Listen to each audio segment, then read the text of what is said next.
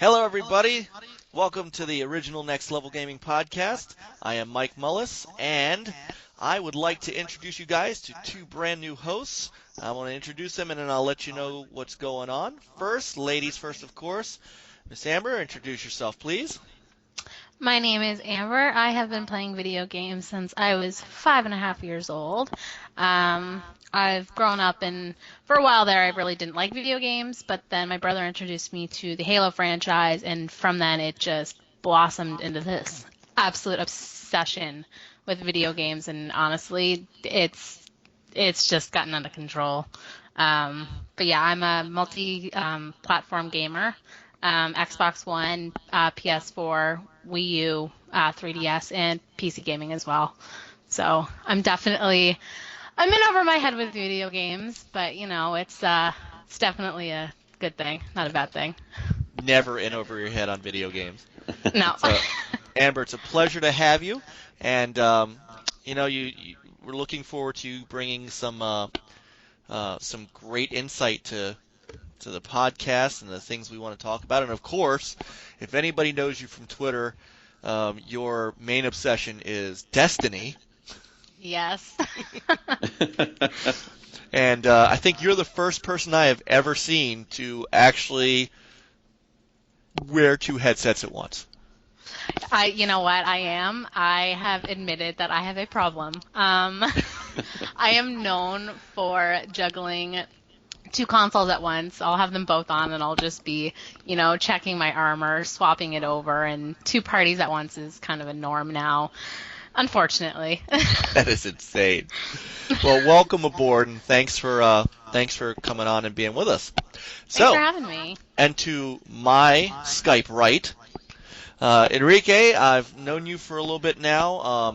You are also a big-time gamer. Go ahead and introduce yourself. Yep, I've been gaming for, 30 years now. I started gaming when I was probably 4 years old. My first console was the Atari, actually. And I picked up Space Invaders. That was the first game I think I ever played, or remember playing at least. And then from there, it just took off. I mean, I owned the original Atari, ColecoVision, the NES. You talked about Sega earlier. I had a Sega Master System, played Space Harrier. And pretty much been a multi-consoler my entire life. This generation, I did have a PS4. I think I mentioned this to you a couple weeks ago. I actually sold my PS4 for cash for some of the games that are coming out this fall holiday. Yeah, happy to be on board, and looking forward to talking shop with you both. So thank you for having me on board. Oh, it's a pleasure. And so as everybody knows from the first couple podcasts that we did with our other crew, Sean and Chris, they're going to join us from time to time.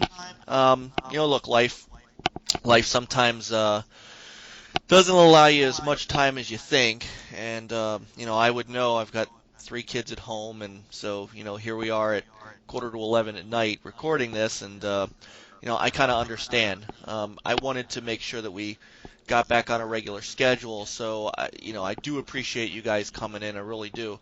From time to time, we may end up with a 5-party round table, and that'll be really good too. But there's a lot of experience in this room. Of course, like you, Enrique, I started out way back when. Now you started Atari. I started in television. So you played Space Invaders. I had Space Armada, which was the Yeah. knockoff version of that. And I've owned every console from the Segas into all the PlayStations. Most of the back-end Nintendo stuff, I was the big Sega fanboy, so Nintendo was like the enemy to me in my old games and gadgets days. So, Yeah. but when the N64 came around, I caved, and then it was awesome. N64. Those were the days. Super Mario 64 was my first real shot of Mario, and I was like, how did I let this go on for so long?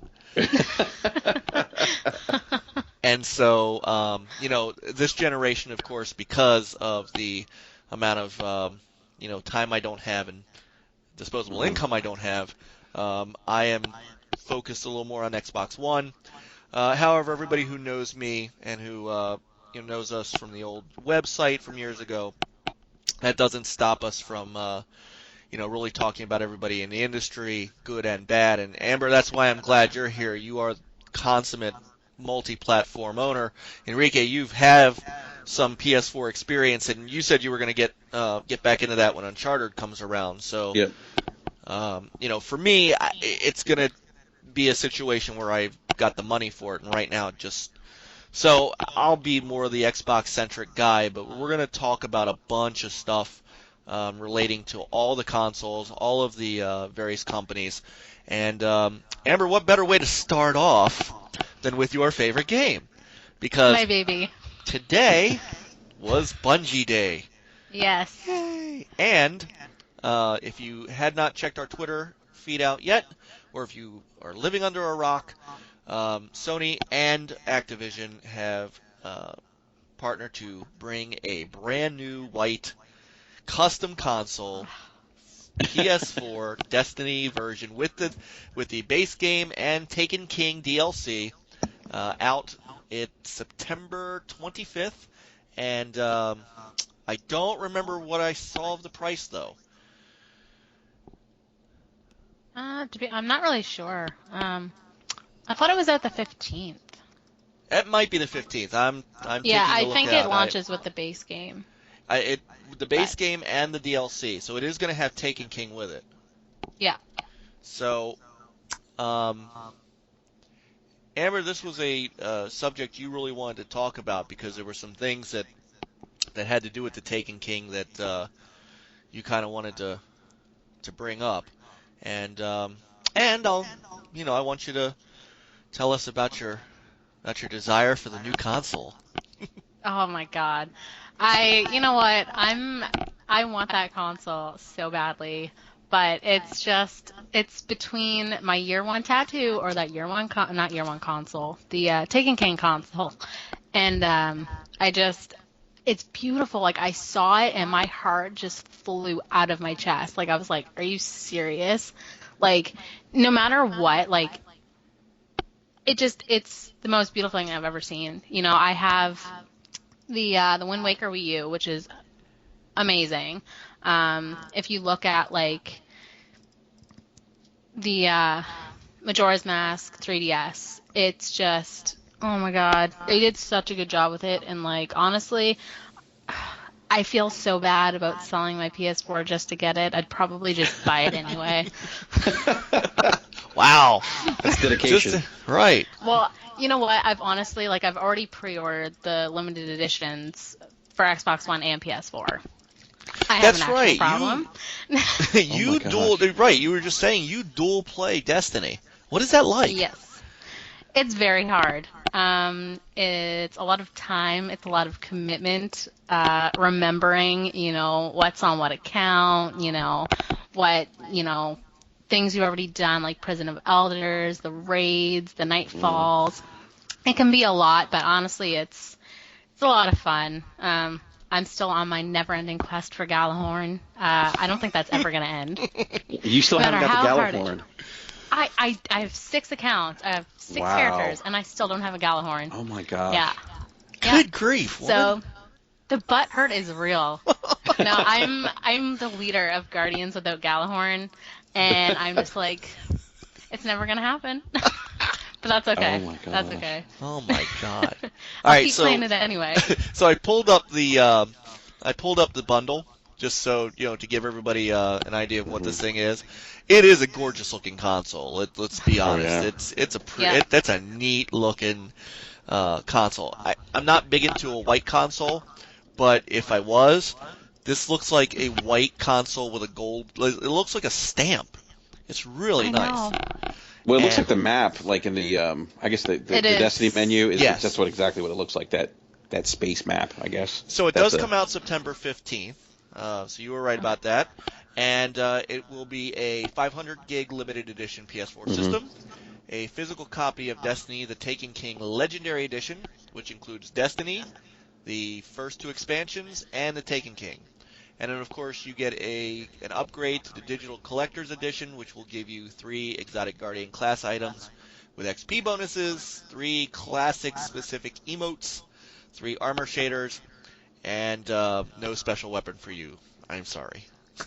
No Gallahorn. No No Gallahorn for you. God Yeah. damn it. So, You know what? One day. One day. The internet will explode the day I get Gallahorn. Yes. You wait. I will hear it all the way down here in Maryland. Yep, you will hear it. People in Australia will hear my screams. So, did you guys actually participate in Bungie Day? Was there any special? Because No, I didn't. I did not. You know, there was a lot of people that were disappointed in Bungie Day. I unfortunately didn't get to participate. I was at work all day.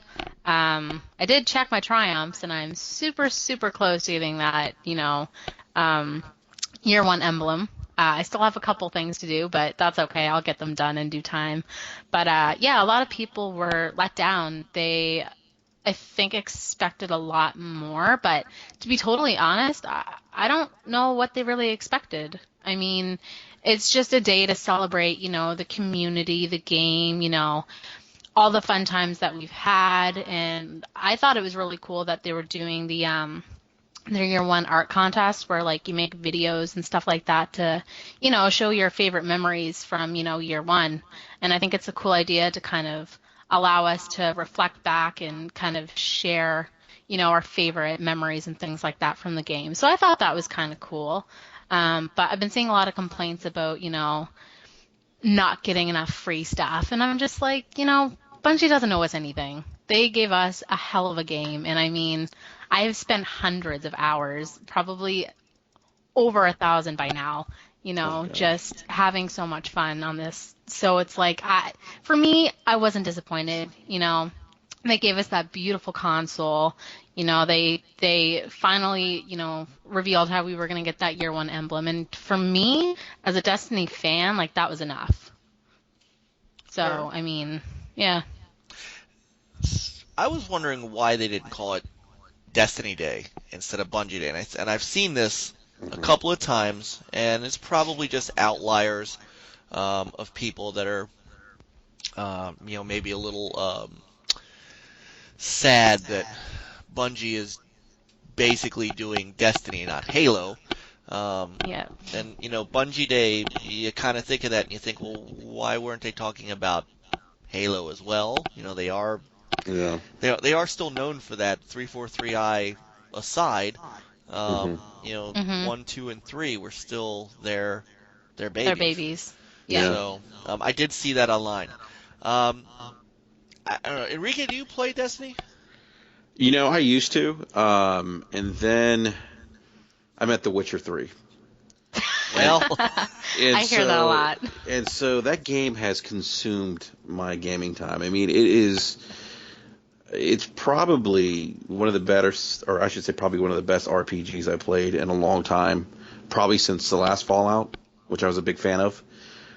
So, I did play, I picked it up, picked up Destiny for the Xbox One when it launched, and, it kept me busy for a while, did all the raids and stuff, but I haven't got back into it. Once the last DLC came out, and The Witcher 3, I think, dropped the same week. So I picked up The Witcher, and I just so I haven't been playing a lot. I've just been consumed by The Witcher. But it was I much like Amber. I mean, I spent a lot of time doing the raids and just meeting new people online and doing a lot of the the different missions and stuff like that. So I don't know if I'll get back on because there's so many other games coming on, but we'll see. Well, Yeah. that's been my problem is that, there's so much to do. That's why I didn't get Witcher 3 is because, well, I have other reasons for not getting Witcher 3, but that's, not for today. But I mean, I'm one of the ones who felt like when I played the beta for Destiny, when I was done with the Destiny beta, I felt like I was done with the game. I felt like I had played everything that the game had to offer. Now, obviously, I obviously not, but I don't know, I never jumped into Destiny. And then I got ensnarled in indie games and stuff like that I never Hmm. thought that I would. So I'm kind of the lone wolf guy that just didn't ever get into Destiny. Um, but I see the allure of it, just hadn't experienced it. One thing I find like with Destiny is that, people will play it and, they'll easily like just stop playing it, like not a problem. And then there are people like me who like eat, breathe, and live Destiny. And I mean, it's just it's a love-hate thing now. Like I love this game so much, but I've spent so much time playing it that it's like, what has my life become? But that being said, I have met some of the greatest people playing this game, and I make a lot of comments about how, you know, people can be, mean. People will go on about how, you can't play with us, you don't have a Gallahorn, or they'll just do things like that, and that really drives me crazy. But for the majority of the time, people are so nice, and I've met so many awesome people, and I've made so many friendships that like no other game has ever compared to that. So the Destiny community is absolutely incredible, and that's one thing I will commend Bungie on, is the fact that they've made a game that brings people together. Sometimes, because we all know. Sometimes. Sometimes. Sometimes, Yeah. if you have a Gallahorn, no, we're not cool. Yeah. We're not cool Now, anymore. do you find that across both versions? There's always and I'm not casting any aspersions. I refuse to do that about either community, Xbox versus PSN. You see it, which community is better. When you're playing Destiny, do you find a different level of maturity between the two, or are they pretty much the same? Honestly, it's pretty much the same. I mean, like whenever I'm on Twitter, like I have people who are on Xbox One and who are on PS4, and I mean, for the time that you could farm keys, the ether chests, for the treasure keys for the new expansion, I would constantly be meeting people in Skywatch, and I formed friendships that way. And like it was so similar across both consoles that it's just I never really noticed a difference. That being said, Trials of Osiris, that kind of has created, I hate to say this, but it's created a bit of an elitist group. The people with the Gallahorns? No, they're their own set. No, I'm just joking. No.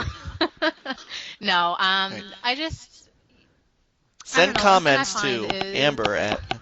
Dad, Yeah. no, don't send me hate, please. See the comment section below? Just send me all the hate. I can take it.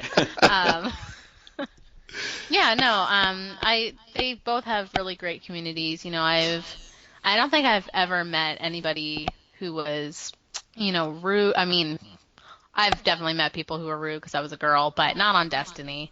For the most part, people are pretty awesome. And even now, like, I still talk to these people, like, on a daily basis. And, we run Nightfalls, we run Vanguard Strike playlists. Like, there's no way to describe the friendships that have come out of just playing one game. Like, I've never had that with Halo. I've never had that with, Yeah. I've definitely never had that with any Wii U game because there's no way to communicate with people, really. But it's just, there's nothing like it. That's great. And I'm glad to hear that because, I hear, so much opinion about it because I only have the Xbox.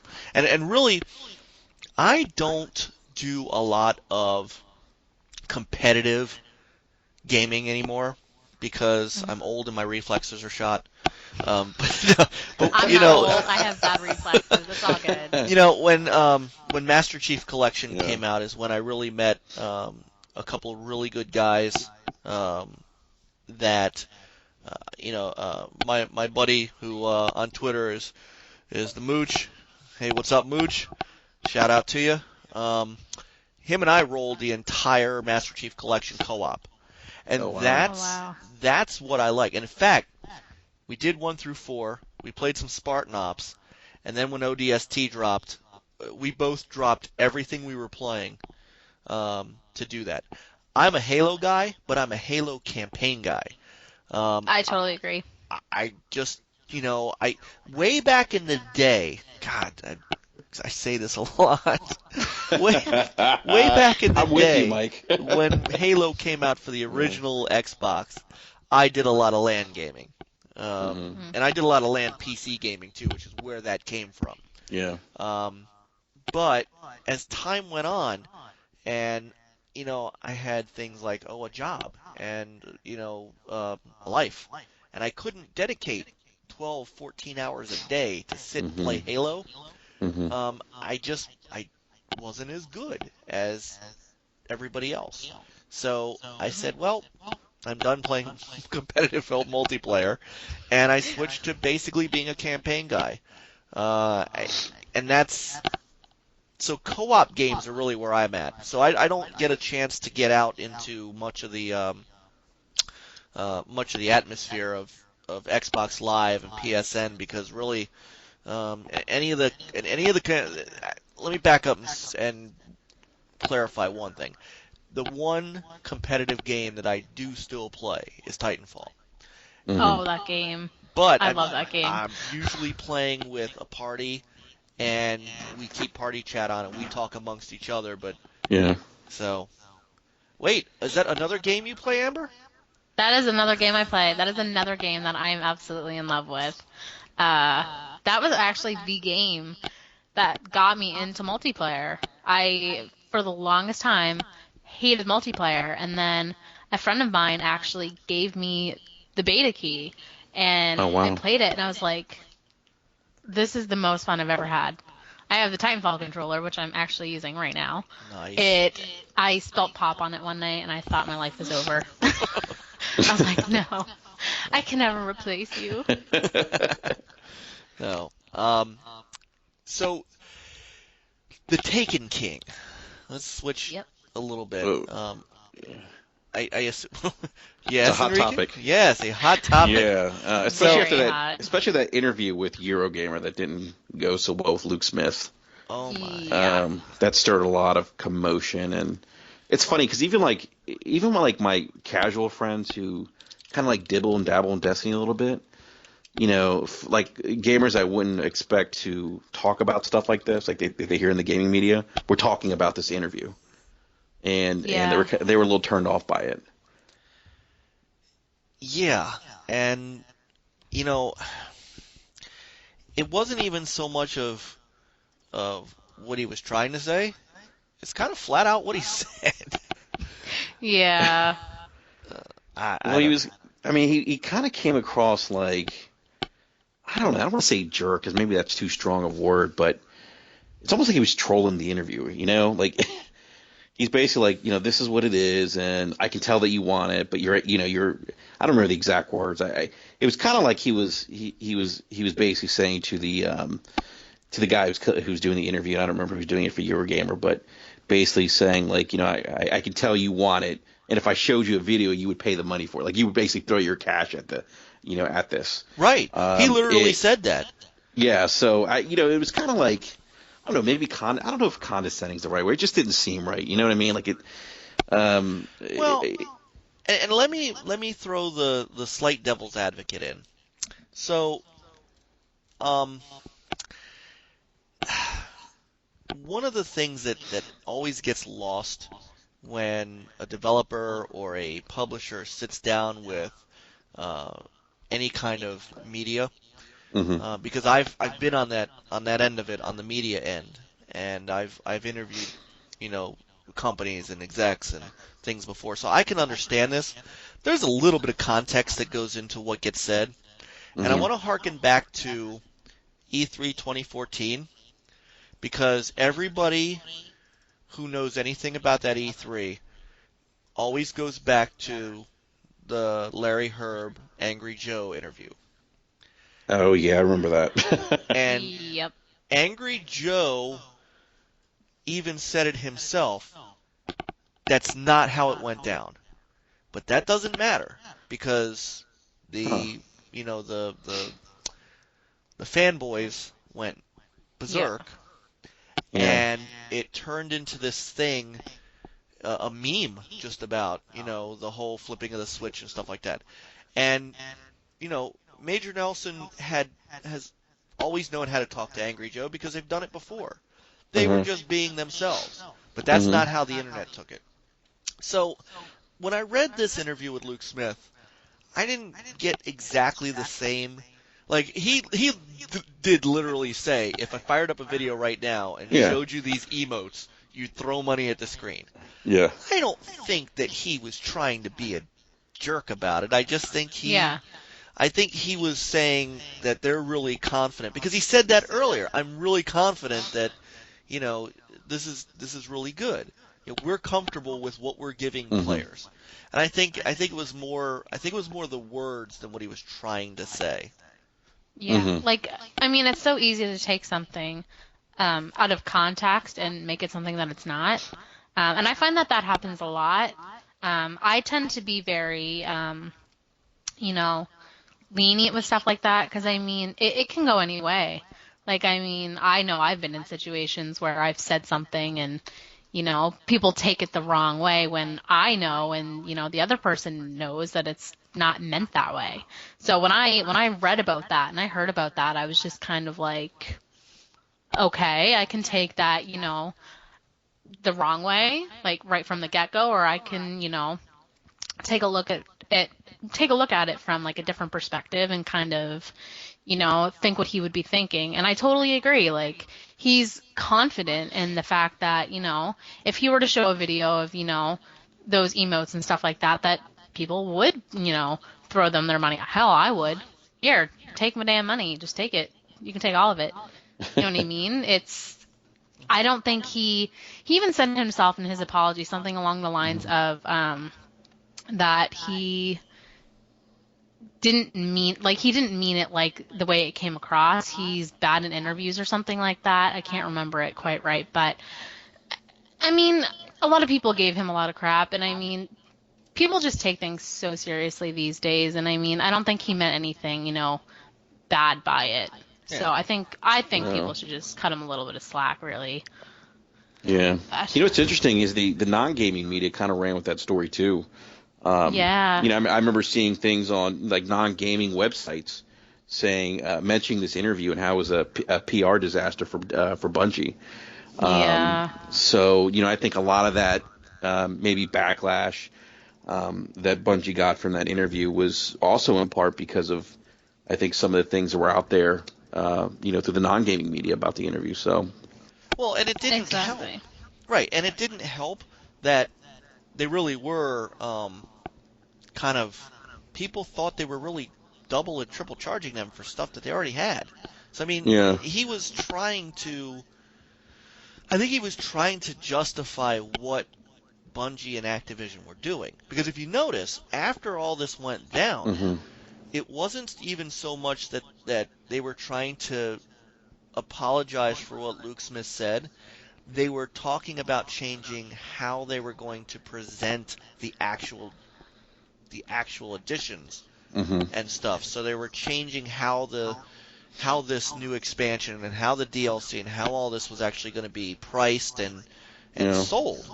So he was in a rough spot to begin with. It's sort of, and again, I draw the parallel back to the Larry Herb Angry Joe thing because, with the Xbox One, Don Matrick really put everybody in a bind. And so, Larry's out there trying to do the best he can and has a guy who's known to be obnoxious on camera for a purpose, having one of these angry conversations with him. So, I mean, What? Angry moments. right. So, you have Eurogamer basically hounding you about the actual thing you're trying to defend because you're trying to defend your company. Hmm. I can see some of that. And so, yeah, I kind of agree with you guys on this. Just it was a it was just a bad situation for this guy to be in. Yeah. Yeah. So, It um, You, just it was basically a domino effect, really. yeah, Like after that interview, everything for Bungie and Destiny just kind of went down the toilet for a while. And like you said, they were talking about how they were gonna present the like the actual game and like the different editions and things like that, and people thinking they're being triple charged. But one thing that I don't think I think people understand, and I think people get it. I think people are just argumentative and just feel like, again, Bungie owed them something, which is why they're like, oh, I don't want to pay for the Taken King. Like, that's like me going to Blizzard and being like, I want Warlords of Draenor for free. Like, that's not how it works. It's essentially, when Destiny launched, that's essentially what the Taken King is. It's not like House of Wolves or Dark Below. It's not a DLC expansion. It's an actual expansion. It's building onto the game that already exists. It's not just yeah. adding a couple different things. It's a full game. So, Mhm. I mean, for people that already own, Dark Below and House of Wolves, and the original Destiny, $40 for that is really not that bad. If you're looking at the Legendary Edition, which is like, standalone game plus the DLC plus Taken King, $79 really isn't that bad, and it's a really good deal, especially for people who want to get into Destiny. And that was more what that was targeted towards. And I don't personally get why people are freaking out so much about it. Like, I kind of get it from, a perspective of $79 is a lot of money. $40 is a lot of money for some people. But when you go into gaming, you go into that knowing that you're going to be spending a lot of money. Do you know what I mean? So to kind of complain about it and say things like, oh, well, you should go with free legendaries and free exotics, like, it doesn't make any sense to me. Like, Bungie doesn't owe us anything. They've already given us, the what is it, like, you pay the extra $20 and you get like the digital collector's edition stuff or whatever that was. Mhm. They didn't have to do that, and people are still complaining about it. So I don't know. After that, I don't think people are giving Bungie a chance, and I think people are being a lot more hard on them and just really scrutinizing every single thing they do. And I don't really think that's fair. The people at Bungie really work hard to make Destiny what it is, and to give them that much crap for making something we clearly all love is really just unfair. Just, yeah, I don't think it's very fair, and I don't personally get it, but well, I love Destiny. So Spoken like a true Destiny fan. yeah, but I do get it. I mean, but I don't at the same time. well, I think, and this is something that we can kind of talk about in a future podcast, because it actually it's a good topic to go over. I think there's a lot of entitlement going on this generation, more so than I think I have ever seen in 35 years of gaming. And I completely cynicism, I agree. might add. And cynicism. Which Yeah. I mean, I haven't seen it. And this goes back. We were talking about GameSpot, being and just being the forums and that website. I mean, the cynicism, the I don't want to say, the crying, this isn't unfair, we deserve this for free, that kind of stuff. I didn't see that stuff back then. And it just seems to have gotten worse this generation for whatever reason. Yeah. And I think part of it is because people are giving out free things, and so people think, oh, well, all this stuff should be free. I've never seen people who cry over DLC, over charged DLC. It was never that big of a problem before. But now all of a sudden it's, I don't want to pay for this. I don't want to pay for that. Well, the companies, the developers who put the DLC out had to put man hours into making it. Now, and I'm not talking about the stuff that's on the disc. I think if you have to pay for stuff that is on the disc, that's wrong. If it's on the disc, you should get it. But a lot of companies go through after the game is shipped, and instead of moving on to the next thing, they support that game with DLC for a period of time. That takes money, that takes hours, that takes salaries, and there's so much crying about it, and I've never seen it before like this. Yeah. Well, Mike, with Destiny though, and what's interesting about this game is that you talk about the money and the effort going in from the development side. I mean, even Bungie does a job. Bungie, I think, has done a pretty decent job at listening to the community, the feedback, and even tweaking things. I mean, how many?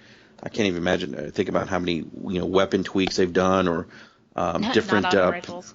not auto rifles. Different patches and stuff like that. So Destiny is an example of a game that's constantly evolving, that the developer's constantly working on. So, me personally, I don't have a problem. If I'm a person that's playing Destiny, I'm committed to the game, I don't have a problem, forking over $40 for the Taken King, because I know what's going into the game from a development standpoint, that it's this game that's ever evolving, if you will. And that's I don't think it's any different than any other game like a Destiny or a World of Warcraft. So I agree with that.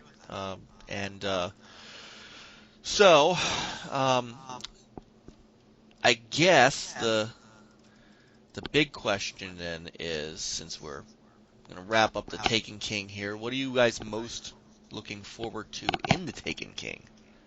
Oh God, the new subclasses, 100%. Oh, that solar hammer. Oh, that alone can take my money. That I'm looks not pretty even badass. big. Yeah, I'm not even big on Titans, to be totally honest. It's probably my least favorite. I know. God. Titan's my favorite. Really? I mean, I don't hate it. I really don't like Warlock either, though, to be honest. I'm Hunter Master Race. No, I'm just joking. I prefer my Hunter, though. The Celestial Nighthawk is it's perfect. I mean, I can just run around with that thing and do 6 times the damage, and I'm okay with that. Mike, one of the things that kind of attracted to me to Destiny, and I know you're a Sega guy, is that for some reason it kind of reminded me of taking Halo. All the good things about Halo, the co-op, the Halo universe, the competitive multiplayer. And then you remember Phantasy Star Online? Did you get into that on the Xbox? Oh, I mean, my God. I remember spending hours on Xbox Live on Phantasy Star Online, just doing missions with friends. And so for me, this was that kind of game, the chance to have a Halo-type game and then, that Phantasy Star Online experience, which I've been, dying for such a long time on a console. So it's funny you mention that. Well, Sega's never going to bring that out. I've given up on that dream. It's unfortunate, but I'm hoping that this is not enough information to get me kicked out of the beta, because I'm in the closed beta for Fable Legends. Oh, no. If you have that Phantasy Star itch, this is just you know what? I'm going to say it this way. If you watch the videos that are publicly available, this game will scratch that itch. That's all I can say. That's all I'm going to say. I cannot say anymore. I'm very good about NDAs. I respect the developers. I honestly wish I could spill my guts on this game. I really do. I just can't, and I won't. But what I can say is this feels like Phantasy Star to me. Oh, wow. Don't tell me that. The way, if you watch those videos and you see, 3 or 4 heroes going up against these big giant monsters or Yep. things like that. It just gives off a Phantasy Star vibe, and that is what attracts me to that game. And it's not going to hurt that it's free to play. It's not going to hurt even less that it's going to be cross-play with Windows 10 so that I can go to the office and on my downtime, or at lunch, the only Or two during times. work. I didn't say that. In the middle of emails. That I could pick up where I left off and play, and then come back home to my Xbox and go back to town on it. Yeah. So, Mike, you're sold on this game then. I am in the beta. Yeah. One thing I will say is I was very excited for Fable Legends, and I still kind of am. The only thing, though, the NDA has really put me off. Like, I know it's a free-to-play game, so it's not really that big of a deal, but not knowing anything is just really bothersome, and it just, like you were saying, there's this itch to know more and to, I applied for the beta. Didn't get it. That's okay. Yeah, though. I didn't either. I have I too got many in it games late. on my list. I got in it late. For a long time, I publicly, you guys have seen my tweets. Why am Thank I not you. in the beta? Why am I not in the beta? So it kind of came as a surprise. The best thing I can say about that is I understand being in it. Why? They want to make sure that when it's time for people to talk about it, that it's in as good a shape as it can be. Yeah. And I'm going to say this about betas in general. There's a difference between what I consider the demo beta, which is basically, hey, check out our game, before we release it, and hey, we really need some help fine-tuning and testing network stuff. The Titanfall beta was a beta. It was one of those where it was fairly close to done. I felt like they wanted to get people into it so they could generate some buzz about it. Yep. The Halo beta, the Halo 5 beta, to me was more of we're a year out. We're not running this at anything more than 720p, and we're giving you a couple maps so we could figure out, what kind of load is going on our servers. I think there's a difference, and the Fable Legends beta feels more like an actual, we just need you guys to jump on the server and hammer things and let us figure out if this thing's going to be ready for launch. And I think that's why there's an NDA on it that we can't talk about it. I just, I wish I could. That's how I feel about what I've seen so far. Is I really wish I could. And hopefully soon. The nice thing is as soon as they give the go ahead, we're gonna be able to talk about it. So, but that's Phantasy Star is very close to how this thing feels. So, trust me. Well, that's got me excited. And so, all right. So happy Bungie Day, everyone. Yes. Or happy The Destiny Bungie Day, I didn't get to celebrate. Right, happy Destiny / Bungie Day. Yeah. So. Good, so let's move on to another wonderful topic. And this one, this will be the one that hopefully garners all of our great comments down below in the comment section. So, we come out of E3, and Sony had a very powerful press conference. I know a lot of people don't want to admit it, but they threw the kitchen sink out at people. And Andrew House got to stand up in front of the world and say, PlayStation is the new home of Call of Duty. Now, we kind of talked about this in a previous podcast with Chris and Sean, is that I felt like E3 was land of the old remake games. Mm-hmm. And the old stuff, backward compatibility, rare replay, Oh, The Last beautiful. Guardian, Final Fantasy VII Remake, all got giant applause. Hmm. Shenmue Kickstarter, which we are going to talk about in a couple of minutes, got this giant applause. I mean, this nostalgia, it was like E3 nostalgia. Yep. Then we get to Call of Duty Black Ops 3. And as we all know by now, Sony has secured the map packs going forward. They have the Hmm. marketing and so on. It was met with, okay. I mean, you almost had to throw an applause sign up on screen so that people would be excited about it. Coming out of E3, you didn't hear much about it, and I think the media, which I always rail against for reasons like this, realized, oh, we're not talking about this enough, so we need to start drumming this up. So they go after Sony, they go after Activision. Tell us about this. Tell us about this. We want everybody to know.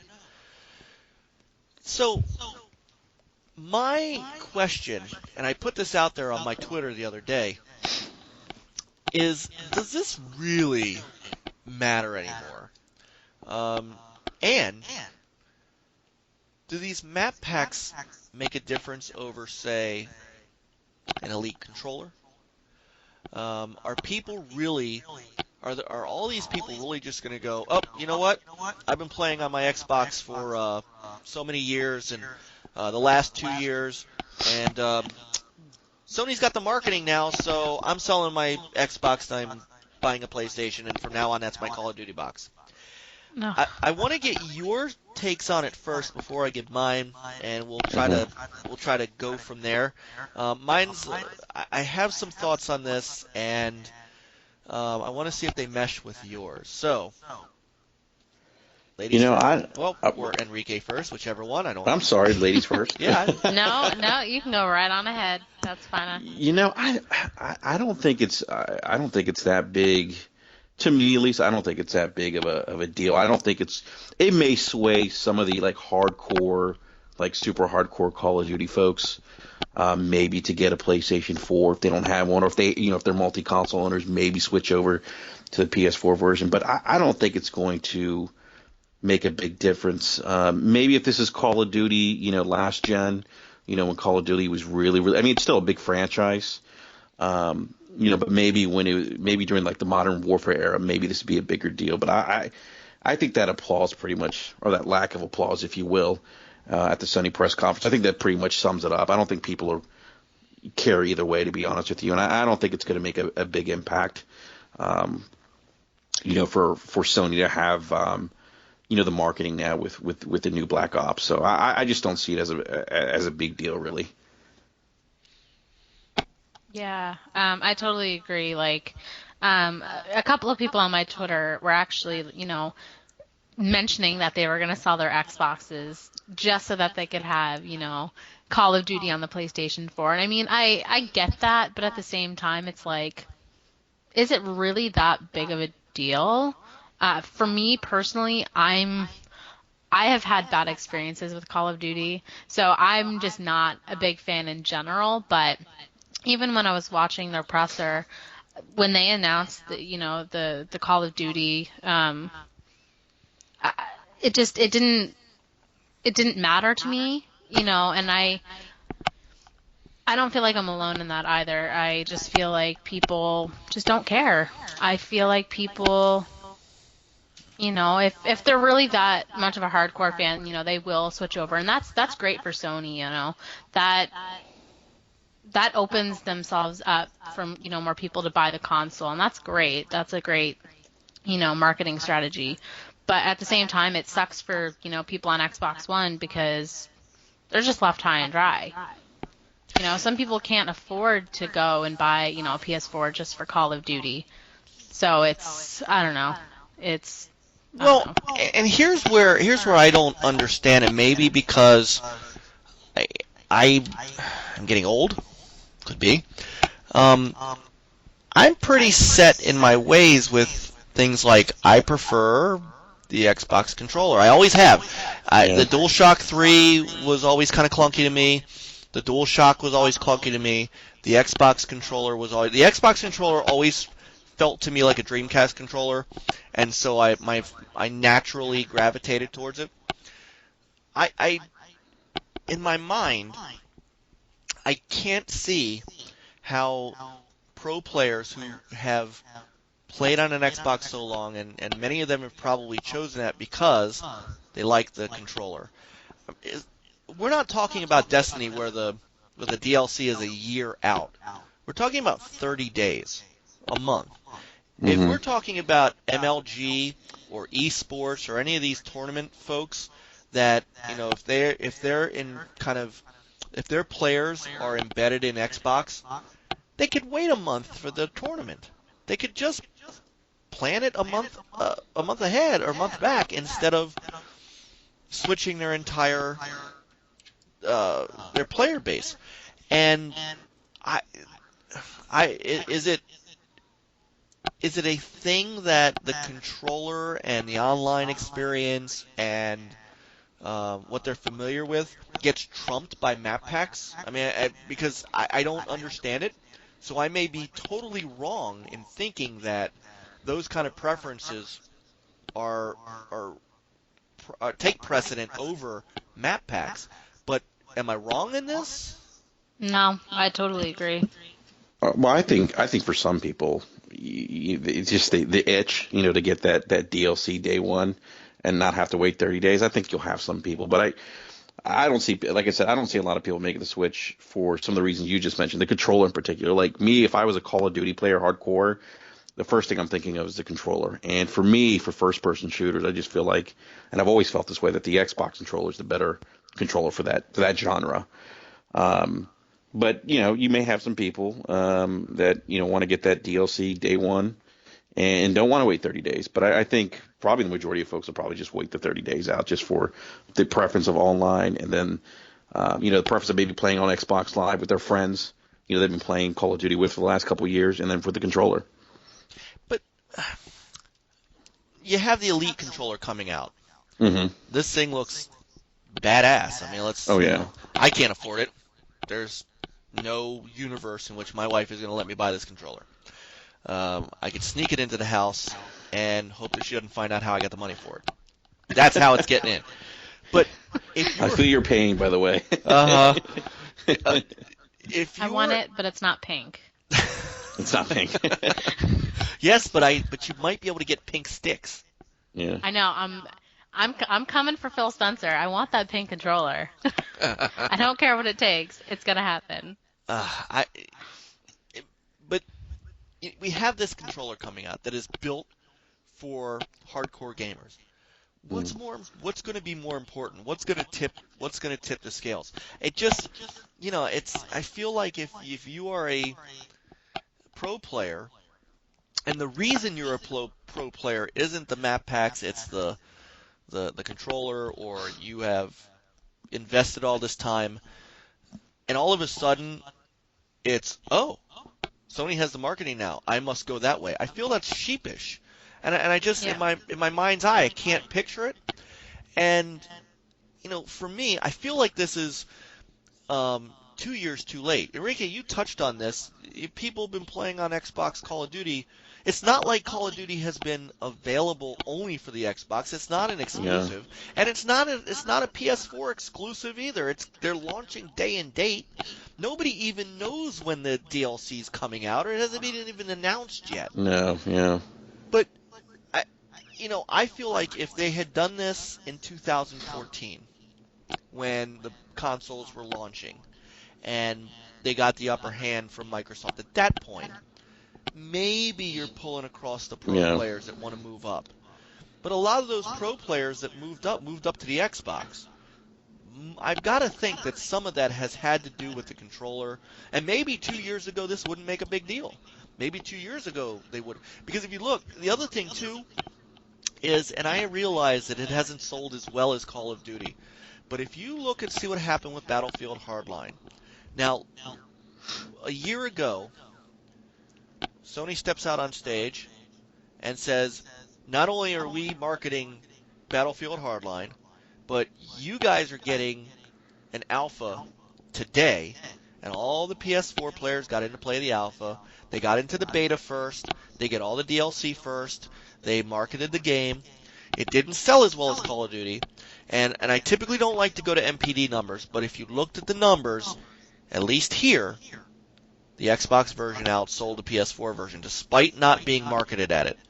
Now, that goes in reverse, because The Witcher 3 was, well, let's say it was half-heartedly marketed by Microsoft, and the PS4 version trounced it, and that's, a point of contention with me with Microsoft and how they handled and were handled by CD Projekt over that game. That's another, again, that could be for another day. But these guys have, it seems like first-person shooters still kind of belong here. And what Microsoft needs to do, and Phil Spencer started to do it at E3, he needs to hammer it home at Gamescom, and he needs to hammer this until the fall, is we also are getting Call of Duty, but would you also like to play Halo 5? Would you also like to play Forza 6? Mm-hmm. Would you also like to play, Rise of the Tomb Raider? Well, the only place where you can do that, and you want to play Battlefront? We've got that too, is here. And it has to remind people, hey, we built this elite controller for you guys. Now, if they can't do that, if they can't make that connection, if they can't drive that home, who knows how many people are going to convert. I don't know. I just don't understand the whole, map packs are this way, that's where I'm going. Because if you guys remember, since everybody knows Destiny, you guys remember how badly the Xbox community was up in arms over this Destiny DLC, which the Xbox DLC is just now coming out? Yeah. It didn't, and that really didn't, I think from a sales perspective, it really didn't have that big of an impact. Well, it didn't, because physical copy sold more on Xbox. Now, the other side to that is that Sony sold a lot of PS4s with Destiny bundled in. Yeah, with the bundle, yeah. So that obviously factors in.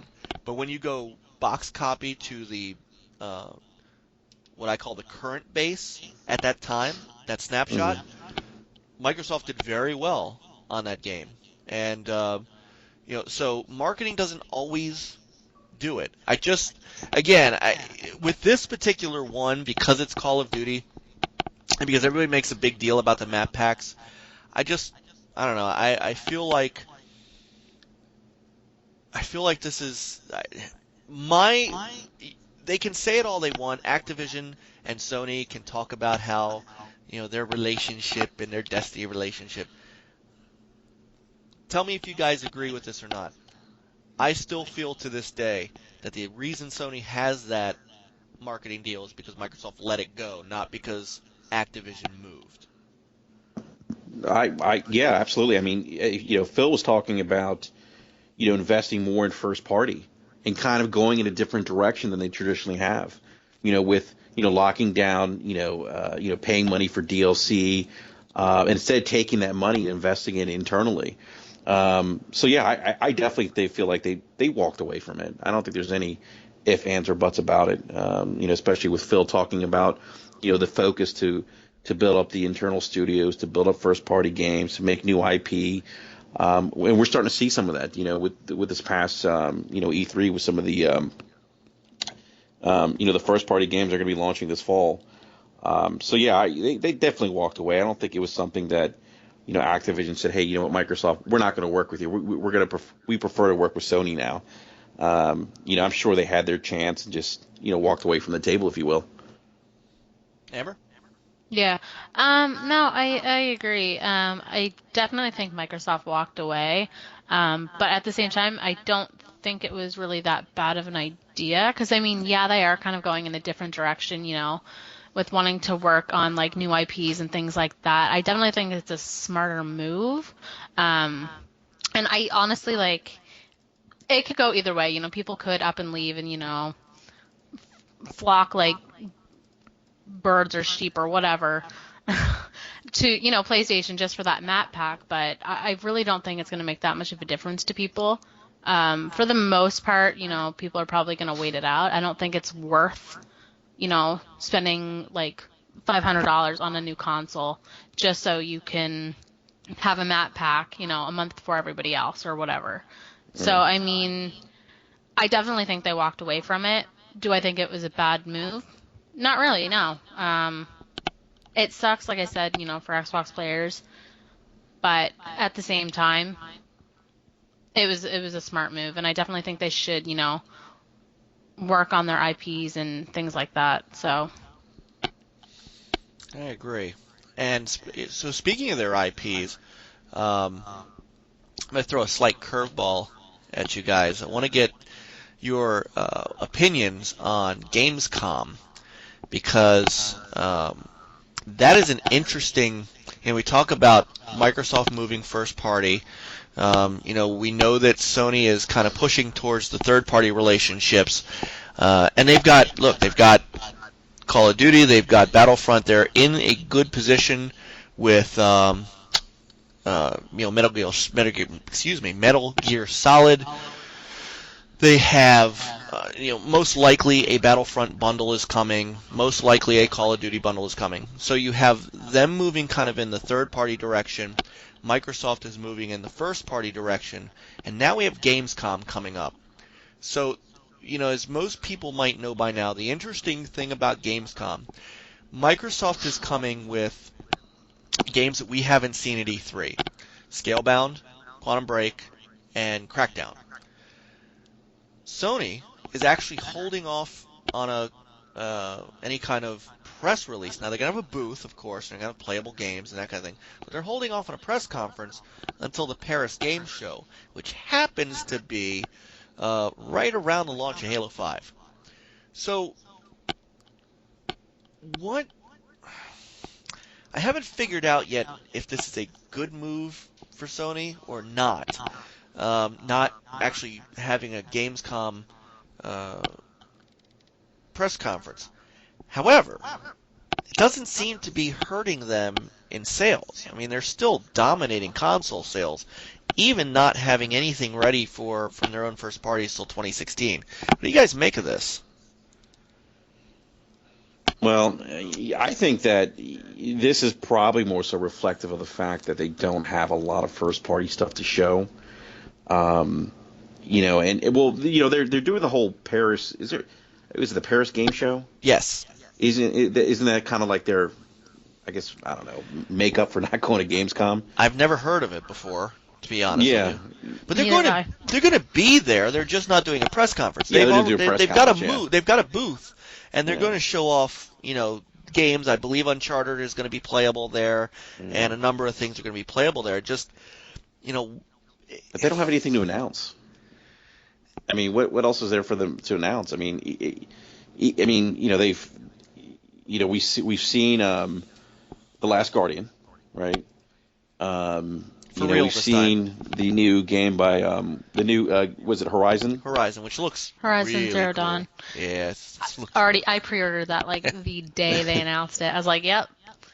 That's happening. So Guerrilla Games is working on that, and what else? I mean, I don't think they have anything else. I mean, they showed Uncharted already at E3. Well, but they didn't show. Yeah. See, and this is what I would have done. They showed the extended demo, the one that they showed behind closed doors. They did release that video out, and it's on our Twitter feed if anybody wants to backtrack and see it. I would have held that and shown that on screen at Gamescom. I would have used that. I mean, I'm an Uncharted and Tomb Raider are games that I love.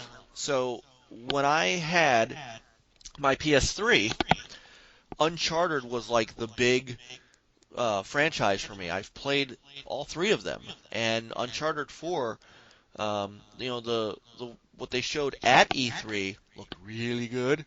What they showed behind closed doors that they released later, I watched it 3 or 4 times. I'm like, wow, I'm going to end up missing this for a while until I can get a PS4. And the minute I get a PS4, that's the game I'm getting alongside of it. I would have held that out, and I would have brought that to Gamescom, and I would have shown that, and more of Horizon, and we didn't quite get to see a lot of Media Molecule's game, the Dreams, which it seems to me like they're kind of positioning that as sort of a Project Spark type game. I mean, we haven't heard. What about Project Morpheus? We haven't heard anything about that. Right. Yeah. I was surprised, actually. Especially since Microsoft showed off HoloLens. Which, by the way, was amazing. I literally, for like the entire week after E3, I was constantly like showing people on the laptops. Like I was even showing customers. I'm like, you have to see this. It's so cool. And they're like, you are such a strange little person. I'm like, yep. Yes, I am. I'm once again gonna go against the grain on all this, and it's not just Morpheus. This gimmicky stuff. I guess because I have a pair of 3D glasses for my TV. And I do too. And I think I have used them 3 times. My parents for my last, I don't know, couple birthdays ago or whatever, brought me the Tron Legacy 3D Blu-ray, and I was like, this is great. And I watched it, and I'm like, okay, I'm done. So now what do I do? And I put the glasses away, and they haven't really come out since. I mean, HoloLens looks cool.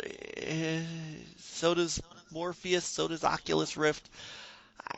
Am I going to sit there on the couch or stand in the middle of my room with a big clunky VR thing on my head and look like an idiot? Just no. I'm not walking around my house with HoloLens trying to move my Minecraft castle to the kitchen table. I mean, I don't know. And again, I fully am aware that I could be just getting old. Mike, I think that's part of it. I think we're getting older. I think that specifically these technologies are really geared for, the future, and maybe not for us. Geared for you, Amber. What's that? Youngin.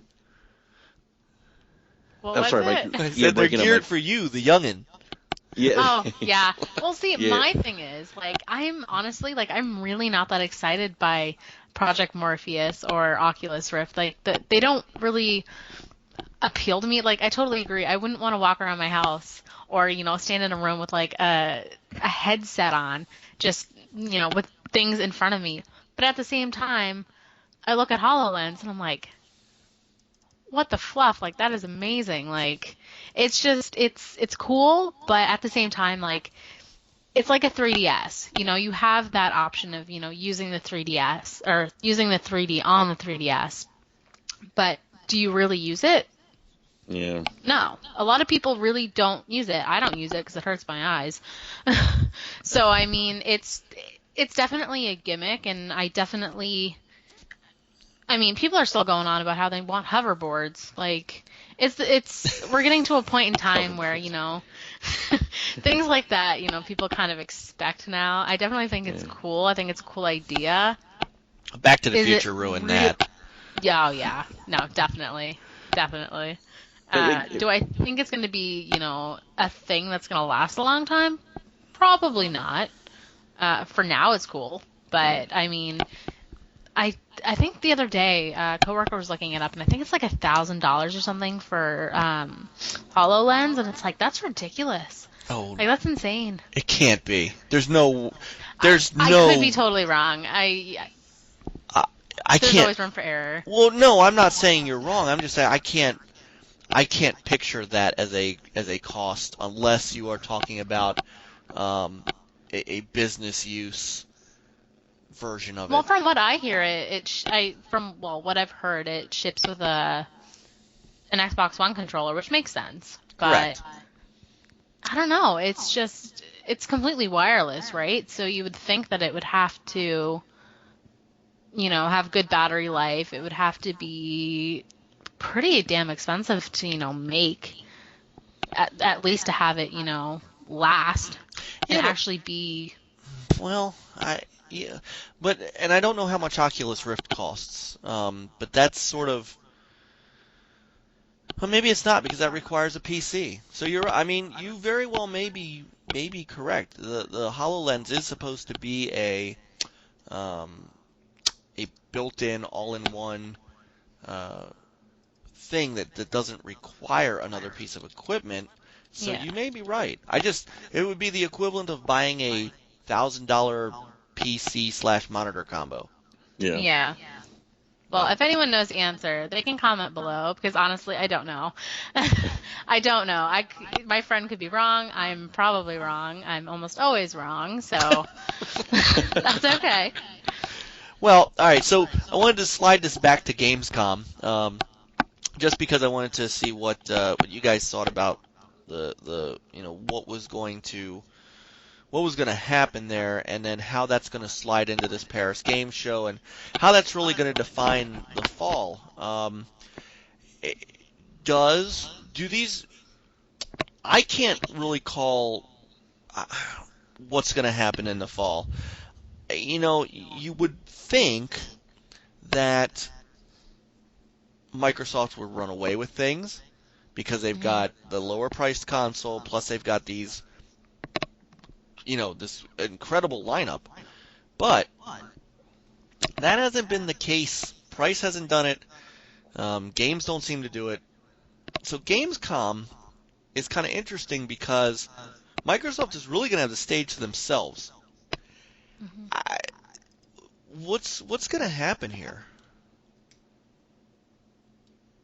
To be totally honest, I was asked the other day, what I was expecting to come out of Gamescom, and honestly, I don't know. And I mean, that goes, the same for Sony when they have their presser at, what was it, Paris Game Show. Paris Game Show. I don't know what to expect from them, to be totally honest. During E3, there was a lot of sparse jokes going around, and I won't get into that too much, but I was definitely annoyed. But I really was not wowed with their E3 presser. The Last Guardian was great. I know a lot of people who were super excited for that.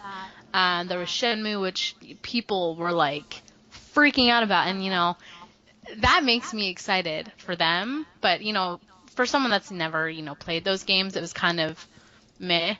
Final Fantasy, that was a big one. So many people were excited about that.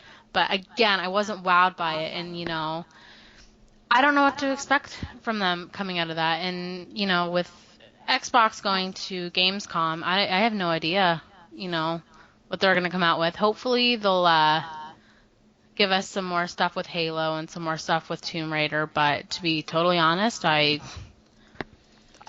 don't have a clue. Well, like I said, we know about the three. We know about the big three that they didn't show at E3. So we know Scalebound, we know Quantum Break, we know Crackdown. I guess I'm more wondering, Enrique, pick up on this. Sure. The needle. Does this move the needle? Right. Microsoft needs a needle move right now. I mean, yes, they can say and point to we're outselling the Xbox 360, but there does come a time when mindshare has to pick up, and I think Phil Spencer is really moving them in the right direction. And I don't usually hype up anything from IGN ever, but their podcast Unlocked that they had with Phil Spencer and Seamus Blackley and Peter Moore really cemented what a lot of people want to see from Microsoft and what Phil Spencer's been able to do since he's taken over. But it hasn't completely turned into this reestablishment of the Xbox brand against Sony. So what does Gamescom do for Microsoft? Well, I certainly think it moves the needle for them. I mean, it keeps the conversation going forward for them after E3. And by that I mean, people are going to talk about Microsoft still.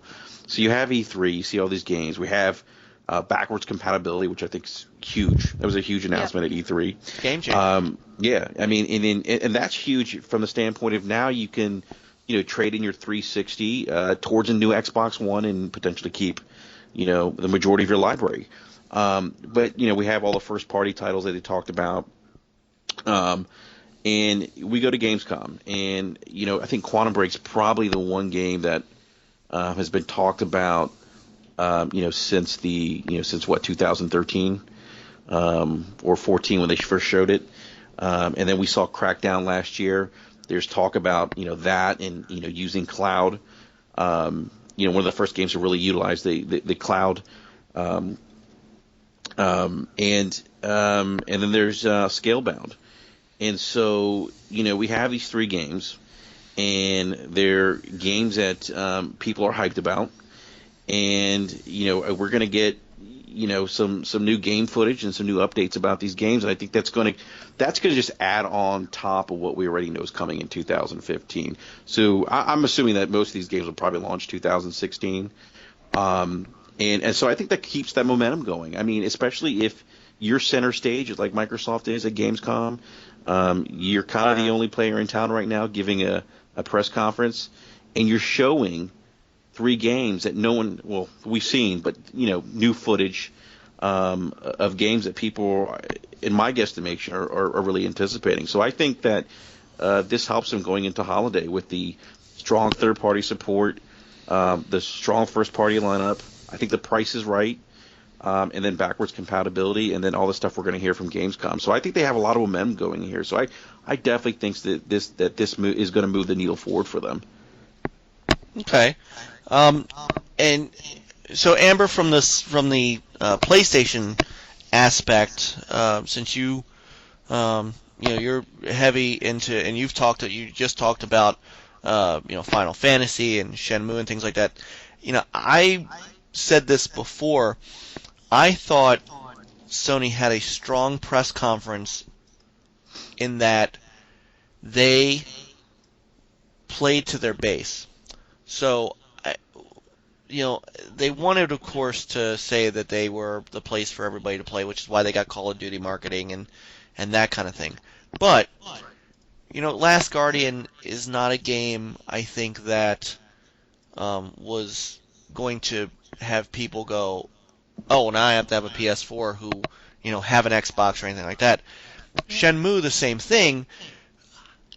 As an old Sega guy, I'm excited for it. I'm kind of sad that I'm probably going to have to get it on PC.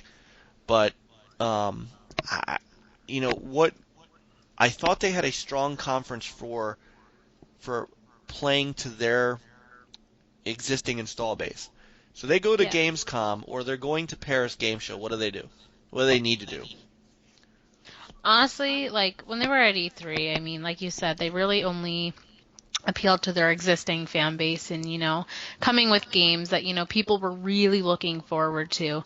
And, I mean, I get why people were super excited about it. And, I mean, I was excited for those people because, I mean, I know I was excited when, 343 announced that they were doing Master Chief Collection. Like, that to me was like huge. So I can understand that, people were getting excited about, Shenmue and Final Fantasy and things like that. But I definitely think Sony needs to, bring in some games that just really get more than just, their current fan base excited. Something new, something different. Like Horizon Zero Dawn, that game alone, like that to me was the epitome of their show. When they played the Last Guardian, I was not wowed. I don't think they chose, good footage to show. I just wasn't wowed by it, and I was kind of let down because I've heard a lot of good things about it, and I mean, I was excited to see it, but I definitely think they need to bring something that, not only captures, their existing fan base, but, bring the new people over so that, like me as like a gamer that's on multiple consoles, I mean, I see so many different things. Like Nintendo, They tend to stick with their usual, Mario Kart, Zelda, things like that. And like that's what Nintendo's known for.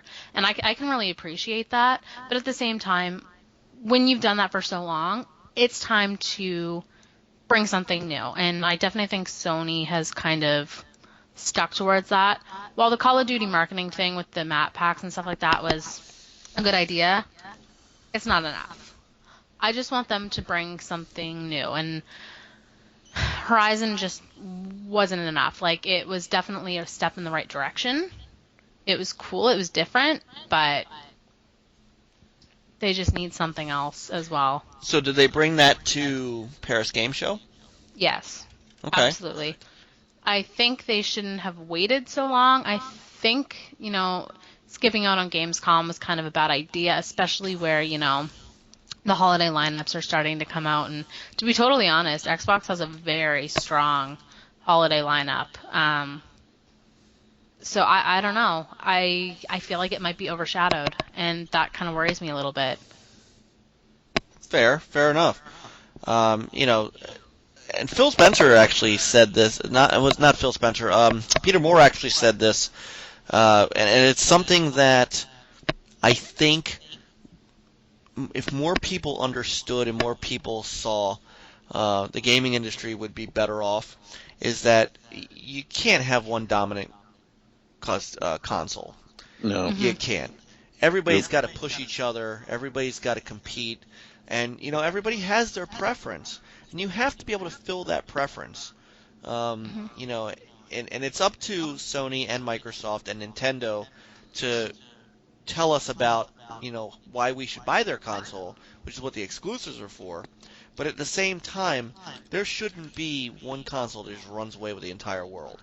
And I would not want the Xbox to be like that too, because you tend to lose focus on what's there, which is what many people will contend Don Matrick did with the Xbox One, lost Microsoft's way, and it's taken Phil Spencer now 2 years and counting to write it.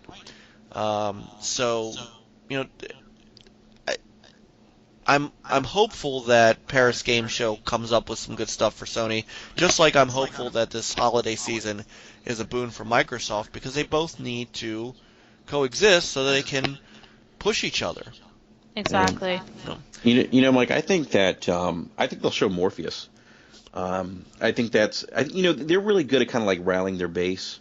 I think Amber mentioned that earlier, kind of like catering to their fan base. Obviously, The Last Guardian's a great example of that, but I think they're going to show Morpheus. And you know what? I wouldn't be surprised if they announced some kind of price drop for the holiday to match the Xbox One. Yeah, I think, if I'm Sony, and I'm not bringing a lot of, you look at Microsoft's, lineup for the holiday. I mean, they're stacked. They're bringing, two of their biggest franchises, really three big franchises in the Tomb Raider franchise, Halo, Forza, and then you have all that third-party support sprinkled in there. Fallout 4, with the if you pre-order Fallout 4, you get Fallout 3, and you get the mods available to you for the Xbox One. Yep. Which I'm surprised. I feel like not a lot of people have talked about that, by the way. I was so excited to hear that from Bethesda. But, how else do you counter that lineup? And the only thing that I can think of, if you don't have a lot of games, if you don't have a lot of first-party stuff to show, is price. Even with the price drop that Microsoft, going from $399 whatever to $350. I think they've only the last 7 months have won 3 or outsold the PlayStation 4 3 of those 4 months within the last 7 months since the holidays. And so, how, if you're Sony, how do you counter that lineup? And the only thing that I can think of is dropping the price. The consoles are already selling well, right? And just imagine the PlayStation 4 at $350. I'm sure a lot of people would go out and pick up a PlayStation 4 at $350. Oh, absolutely. And so I think I wouldn't be surprised if they didn't announce that right before the holidays or at the Paris Game Show. Go I ahead. Oh no, I was just gonna say, yeah, I can definitely foresee a price drop in the PS4. Um, it would definitely be a smart move because I think a lot of people are, put off by the price of it. And I mean, rightfully so. I mean, like where I live right now, like we have to deal with 15% tax, which is absolutely insane. So when you're looking at like a $500 console, that's almost ridiculous. So I definitely think, just from like my standpoint, where I live, that price drop, even $50, it's gonna pull a lot of people in to, want to upgrade and, go next gen. So I definitely feel like to counter Microsoft's, stacked lineup for the holidays, they're definitely gonna have to Yeah. lower the price of the console. All right, so Yeah. but let me ask you this then. Um, Microsoft did that. They're the cheaper Yep. console. Yep.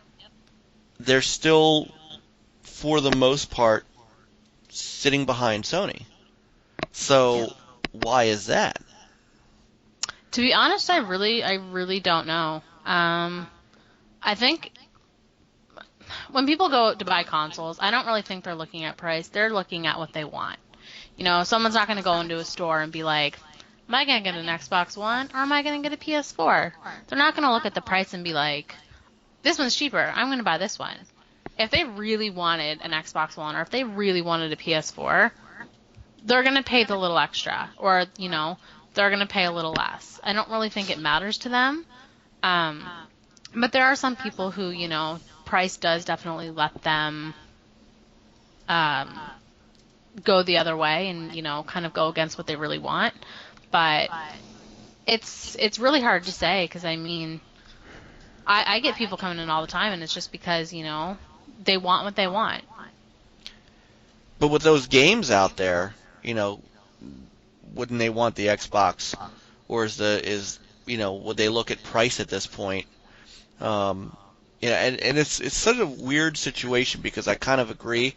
Um, I, I still feel there's why I said in the last NLG podcast that backward compatibility was really a game changer. I still to this day feel like the the shot out of the gate for Sony was a contingent of PS3 players that really wanted to run as far away from that console as possible and needed to get into a PS4 so they could get into a better PlayStation console. Now, obviously, there has been some crossover of people who, they had an Xbox 360, they didn't like the $4.99 price, they didn't want to connect, or they didn't like Microsoft's original plans, and those people have, switched over. But there are still, and, I can only go off right now, figures that we know. In the U.S. alone, there's still 35 million Xbox 360 players who haven't moved. Mm. So, does this lineup, does the lineup get them, or does a lower price of PS4 get them? And that's why I can't really call what's going to happen over the holiday, because it seems like there's no real trend to grab onto, except Yeah. for what I feel is PS3 owners trying to flock to the PS4 as fast as they can, and Xbox 360 owners going, I'm good with this because it's a quality console. And, Yeah. that's the other thing is Microsoft's got to get the backward compatibility thing right. Yeah. They've made a big promise, and I was very excited coming out of this because I'm in the preview program, so I've, Yeah. you guys have Yeah, me seen, too. we have a video on our YouTube page of backward compatibility, and we can do some more. But I haven't heard anything since. I've seen tweets from like Criterion Games saying we're talking to Microsoft about like Burnout Paradise, which would make me very happy. Hmm. But I tweeted out to those guys and Larry Herb today. I thought that the whole idea was just all they needed to do was give permission. So what's the holdup? Same thing with Yeah. Ed Boon said. Uh, Probably it was like right after the the announcement, and it's kind of made a second set of rounds. He said, "Well, I guess I should go ahead and announce MK9 and Injustice backward compatibility." Well, are we going to get those? Are preview members going to get them? I'm cameoed out a little bit. I'd like to see some more. They got to get to 100 before October, because that's when Rainbow Six Siege comes out, and we know that Rainbow Six Vegas and Vegas 2 are going to be backward compatible. Yep. They've got a big target to hit, and if they don't hit it right, they may not pull that 360 group over yet. That could be a problem. Definitely. Yeah, it could be a little bit of a PR nightmare for them. I think it'd be a big PR nightmare. Yeah. Yeah. So we've gone on very, very long, which is great because you guys are fantastic, and I'm looking forward to what we got going on here and what the future can bring for the three of us with this podcast. But before we roll, there was one other topic that I know, Enrique, you wanted to talk about. It's the console we haven't spoken of. It's the company we don't speak much of. Nintendo. Well, no one speaks much of these days. Yeah. So, we kind of know that Nintendo's kind of winding down the Wii U. I get it. They've thrown some good token games on there, Splatoon and things like that. But I kind of knew when they weren't going to announce a Zelda, when they weren't going to announce a Metroid, Or Mario. when they were really going to concentrate more on. Well, they had the Mario Maker, which I thought is freaking awesome. Yeah.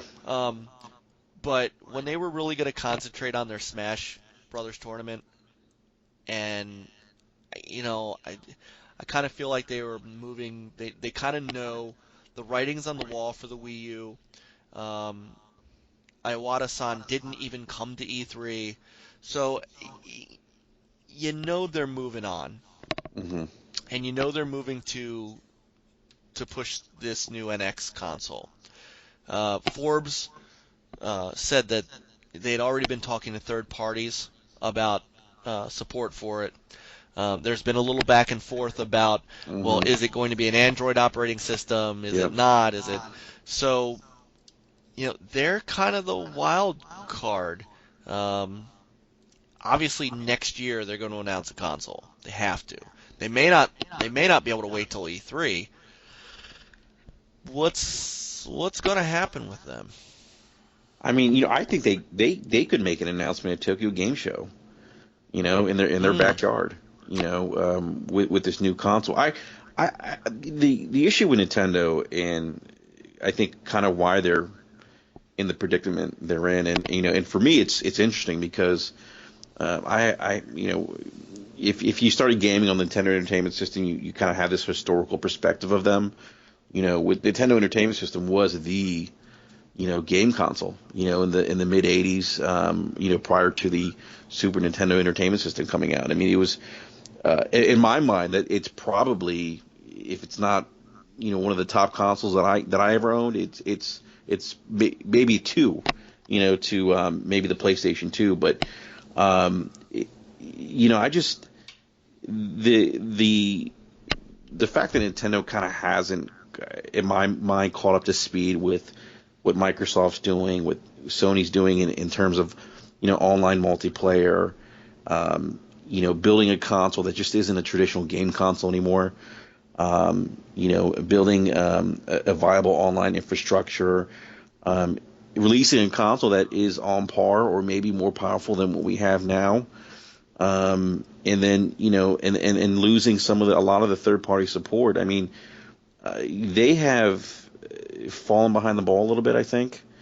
And so I think for this console, they really need to. And there's already rumors going out that it's not going to be as powerful or more powerful than the PlayStation 4.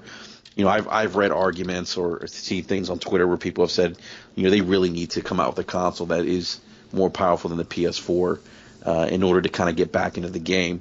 But I think it's more than that. I think it's rebuilding third-party relationships It's building an online infrastructure and just kind of reconnecting with, I think, the core gamer and going outside, the Nintendo fan base. If they don't do that, then the question is, if this console fails and doesn't sell well, then what happens to Nintendo? Do they end up going the route of Sega and getting out of the console business? I don't know. I just feel like they need to come. They need to come with their A game, and I think they really need to kind of, come with a different product that, resembles, what we know today as console gaming. Not just a machine that plays games, but a machine that can do other things now, that can multitask, where you can stream and watch a movie, where you can watch TVs, where you can, connect with your friends. I mean,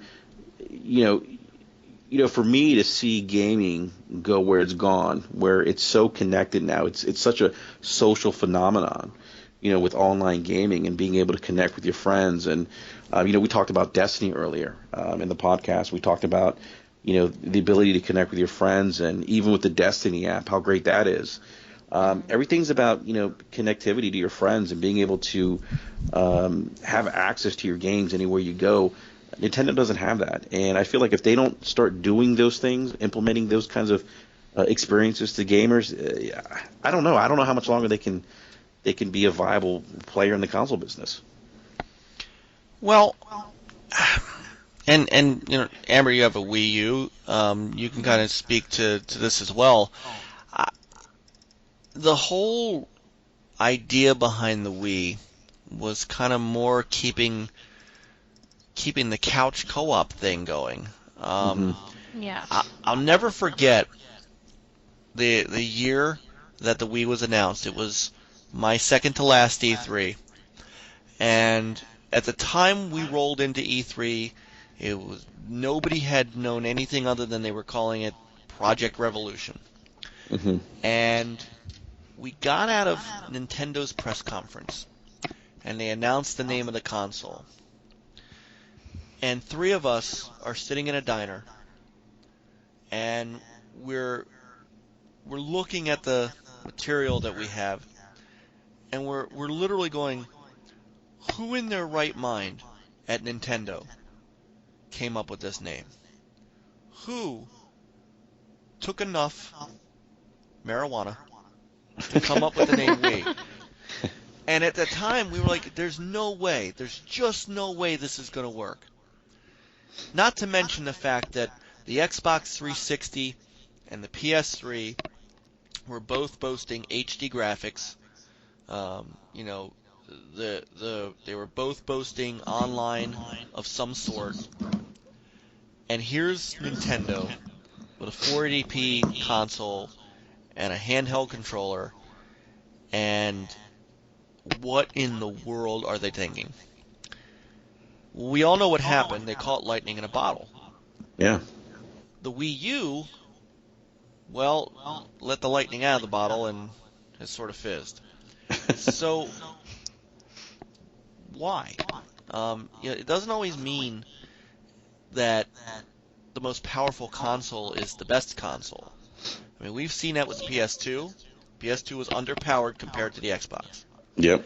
The Xbox 360, for all intents and purposes, was a bit underpowered to the PS3 with all the cell and all this stuff. They had a better GPU, they had a weaker CPU, and they had sort of the eDRAM thing and all that stuff. And now we have, the PS4 and the Xbox having their power disparity. But that doesn't always mean that the most powerful console is automatically the winner, and the Wii proved that.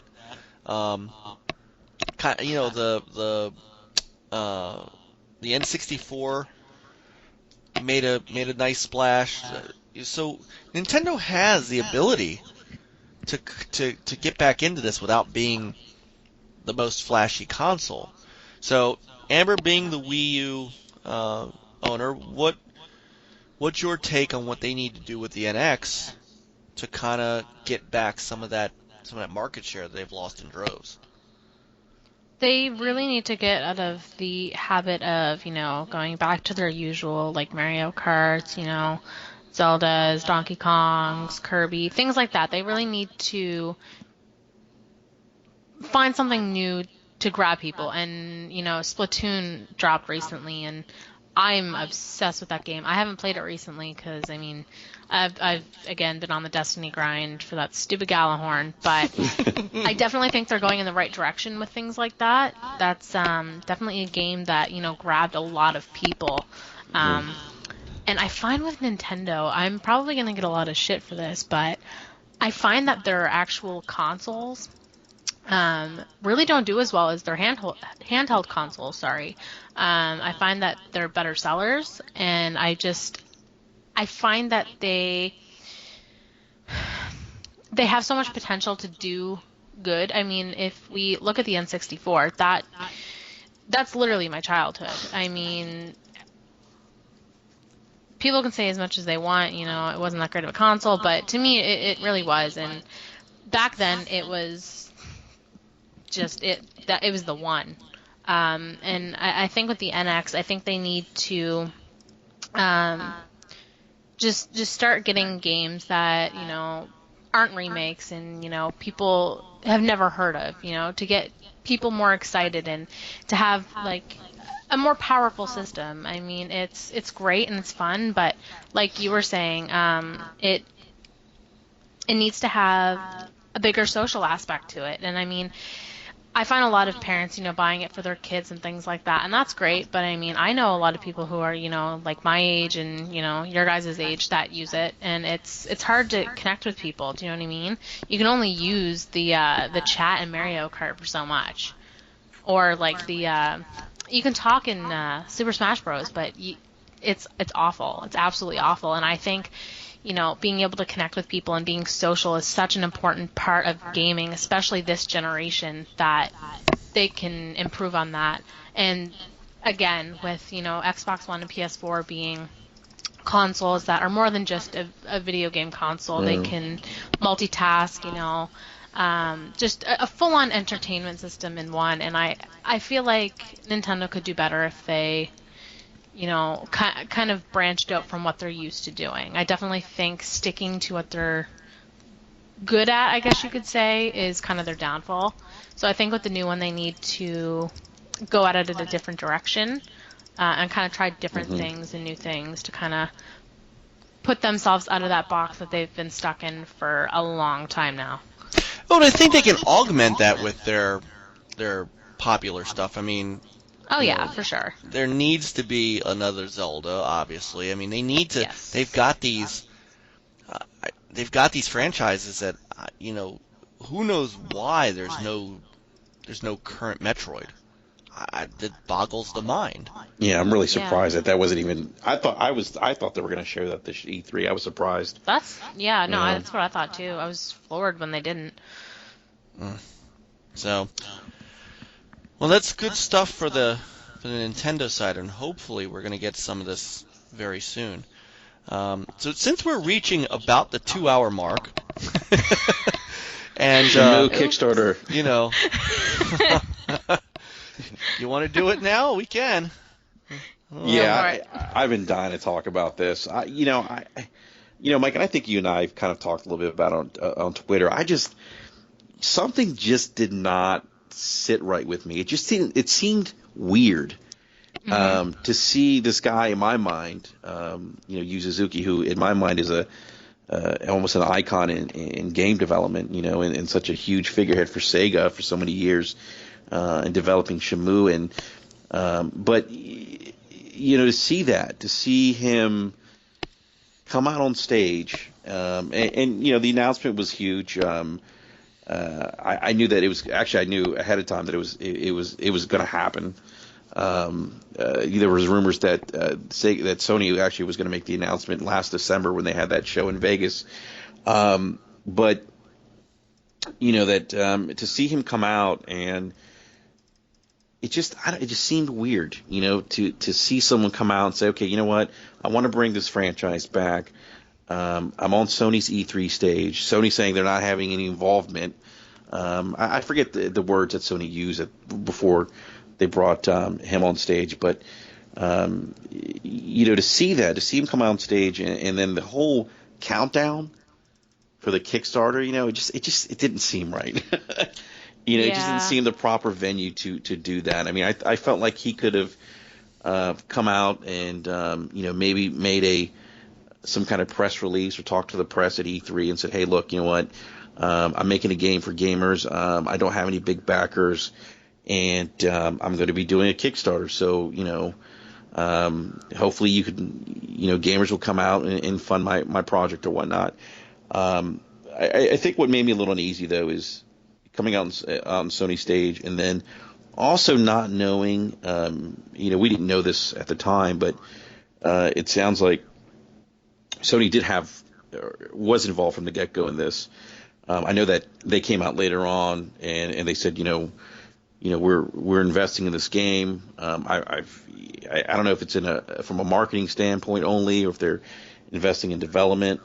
I've heard folks say, well, it's marketing only and getting the game out to stores and whatnot. But I don't think that matter. I don't think it matters what they're doing. They're doing something which, there's a part of that I have a problem with. I want to let you guys finish your thoughts, and I want to get mine. And you're touching on sort of the core of what I have a problem with, and and why I don't think this was a good thing for them. But go ahead and finish your thoughts. Yeah, well, to me, crowdfunding was never intended, to. I have an issue with a company the size of Sony being involved in a project like this, and then having that project go to a crowdfunding site like Kickstarter. Does that make sense? Yes. It's almost like I feel like this is a slippery slope, and my concern is that this may kind of grab the attention of other large developer or large publishers, like an EA, maybe even Microsoft, where now it's like, okay, you know what? There's a lot of risk in game development. We're all aware of that. But I'm afraid this is going to become like the new way that we pre-order games, where we're kind of fronting the initial investment up front. And so long as we do that as gamers, then these developers or publishers are going to go ahead and move forward with the project, and that worries me. That to me, that kind of investment or that mind thought is more of a, I look at that as more like if I'm doing that, if I'm making that kind of investment, and there's a $1 billion company involved or a large publisher, to me that's almost like venture capitalism. And what am I going to get in that in return outside of a video game? So.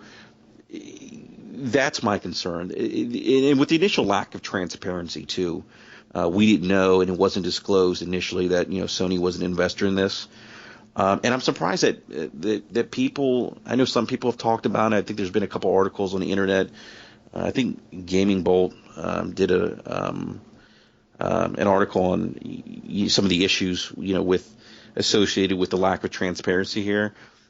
But I just feel like this is a slippery slope. I feel like this could potentially open Pandora's box for us, and I don't think this is necessarily a good deal for gamers. And it's kind of, in some ways, it's almost brilliant on Sony's part, because in some ways this is kind of like a beta for them. Let's take this franchise that we know people want, that people have been asking for years, right?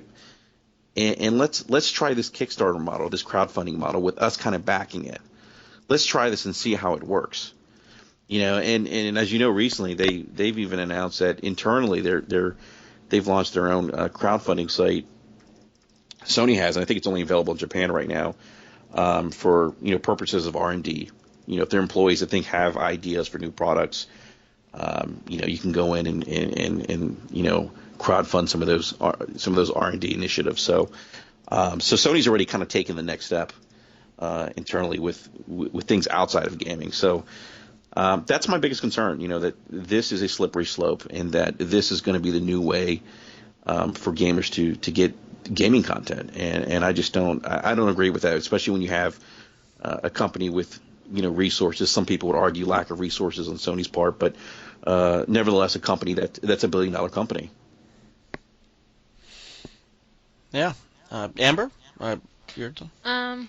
Yeah. When they first announced it, when he came on stage and he announced that it was going to be a Kickstarter, and people were super excited about it, but I felt kind of weird about it. I felt kind of put off in a sense.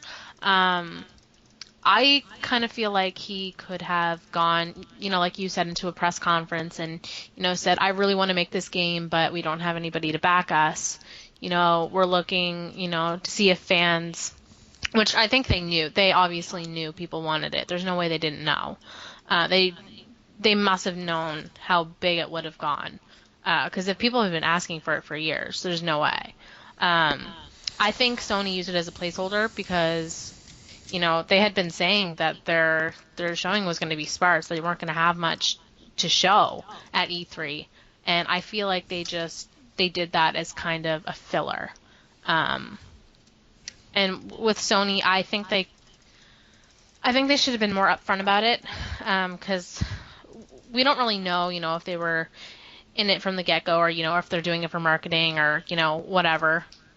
But I definitely think that it was kind of a weird move, and you're right in the sense that if developers look at this and think, hey, we can look to these people, and we can try to get them to crowdfund games, but that's not how it should work. And I definitely, it's worrisome to think that, that may happen again. So I don't know. I really hope that, that doesn't catch and, that doesn't happen again. Am I excited for it? Definitely. I've heard nothing but good things. I've never played a Shenmue game, but I'm definitely really excited because, I've had people tell me nothing but good things. So, I'm definitely looking forward to when that comes out. But do I think it was a smart move to go about it the way they did? Not so much, but I can definitely see why they did it.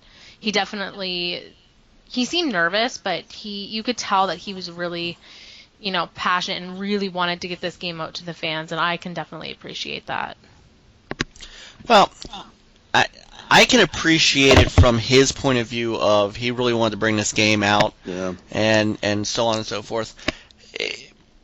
My biggest issue lies in how this whole thing has gone out, and it sort of goes kind of parallel to Enrique what you're saying. This is not it's not their call to promote a Kickstarter, knowing that they're involved in it. If you want this game to come out, then fund it. If you think that it's going to sell extremely well on your console, fund it. Don't ask people to put their hard-earned money in on a game. Like, Enrique, you kind of said it. It's almost like the new pre-order.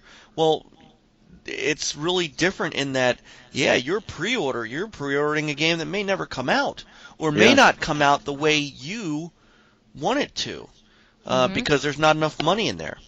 And the fact that Sony is doing anything at all with this Kickstarter, whether or not they are just marketing it, just publishing it, just helping get it out in stores, that's money that Sony is putting into this Kickstarter as a for-profit company, as a multi-billion-dollar company, and they are essentially allowing the Yu Suzuki and the Kickstarter to not have to put that much more money into the game by marketing it, or things that other Kickstarters have to do because they're doing it on their own.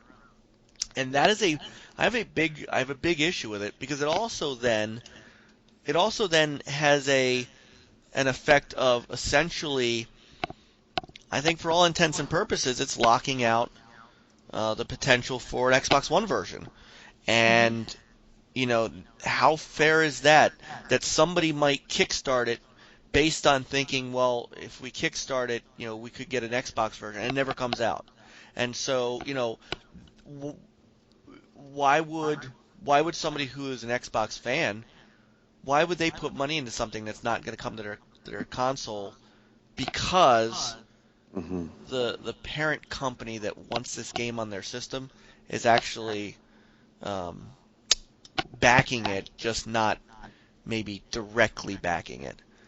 And that's, I agree with the slippery slope comment. This is a dangerous precedent to set. And I would say the same thing if this was Microsoft. If Microsoft had him out on stage Oh and, boy. well, right, everybody would revolt against it, but I would not be comfortable with that either. If this is a game you want on your system, fund it yourself. If you're that convinced, because basically what they said was, well, yeah, we want this on the PS4, but we're not going to do it unless everybody puts up money for it up front. And so you're asking consumers, your consumers, to put funding up for a game that isn't your first party, and you want them, and then if you get enough money in that Kickstarter, Yeah. then you'll go ahead and help out with it, and they'll make the game. That's a problem for me, and Yeah. I've waffled on this because seeing as for the foreseeable future until I get enough disposable income, I'm an Xbox gamer. But I was gonna get it on PC. But then I have a problem with this whole way that it's been funded, or that the Kickstarter's going with Sony's involvement. Now I'm like, well, if he announces an Xbox One version as a stretch goal, I will gladly back it. It will be the first Kickstarter I ever back. I know that that's not coming. I basically know that that day's not coming, and that's an issue. So that's where I sit with it. I have a problem with it, and I would have a problem with any major publisher, anybody who's not self-publishing. I'd have a problem with them doing it too.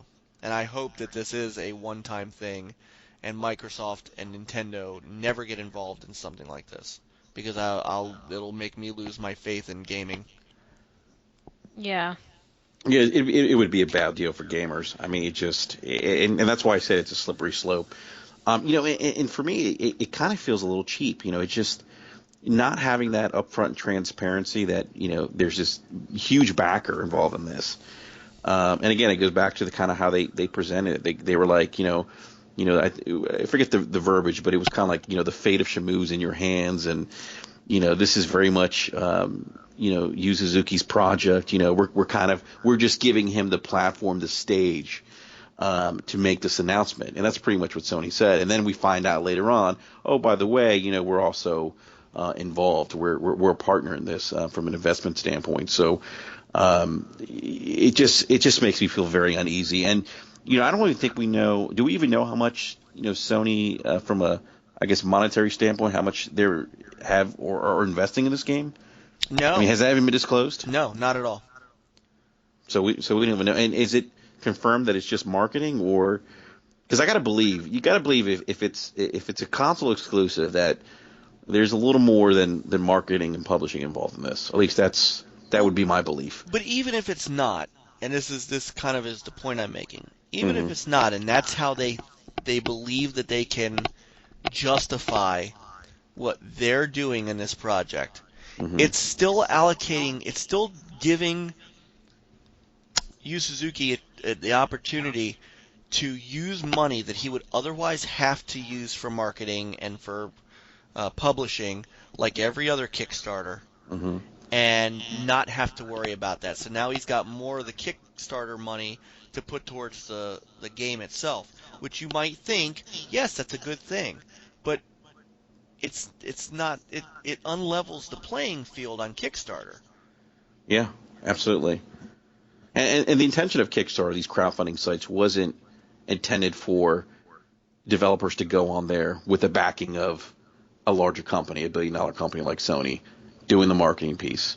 It was very much grassroots, and this doesn't feel like a grassroots approach. I mean, it is a little bit, but it's not in many ways, I think. No, it because doesn't. It of doesn't Sony's feel involvement. it doesn't feel like grassroots. It feels like Sony brought him up on stage to tick off a box in their E3. Ticked off a box in their E3, and it did a good job of it. Yeah. But Amber made a very, very good point that it was almost like a placeholder. That's exactly what it is. Because, I mean, we don't even know when the game's coming out. Yep. They literally gave us nothing other than, it's a Kickstarter, we need help funding this game. That's it. And they need more money now. I think it was $2 million, and now it's... Yeah, it was $2 million. And now it's 10? Is that... Oh, I think so. Well, if you wanted Shenmue 3 to be completely open world, I think. Yeah. But who in their right mind thought that $2 million was going to get the job done? Yeah. If you look at the budgets, I think of the other ones. I mean, wasn't Shenmue 2 like $45 million or something? It was a big budget. I do remember that. I can't. God, it's been so long.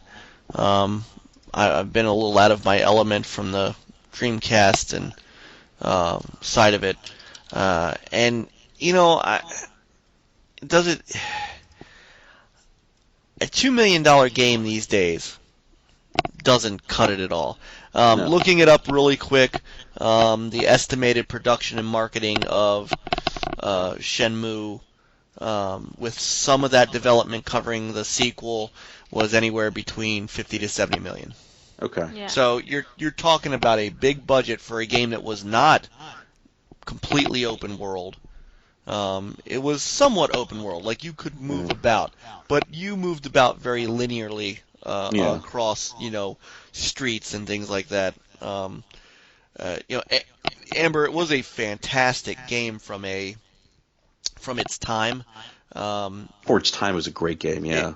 The story was very captivating. I was very upset when I finished the original, especially when. There was a twist to the ending of it. You thought the end was going to be the actual end of the game, and it almost like a season finale twist. Yeah. And it grabbed you. I have enough of those. Yeah, me too.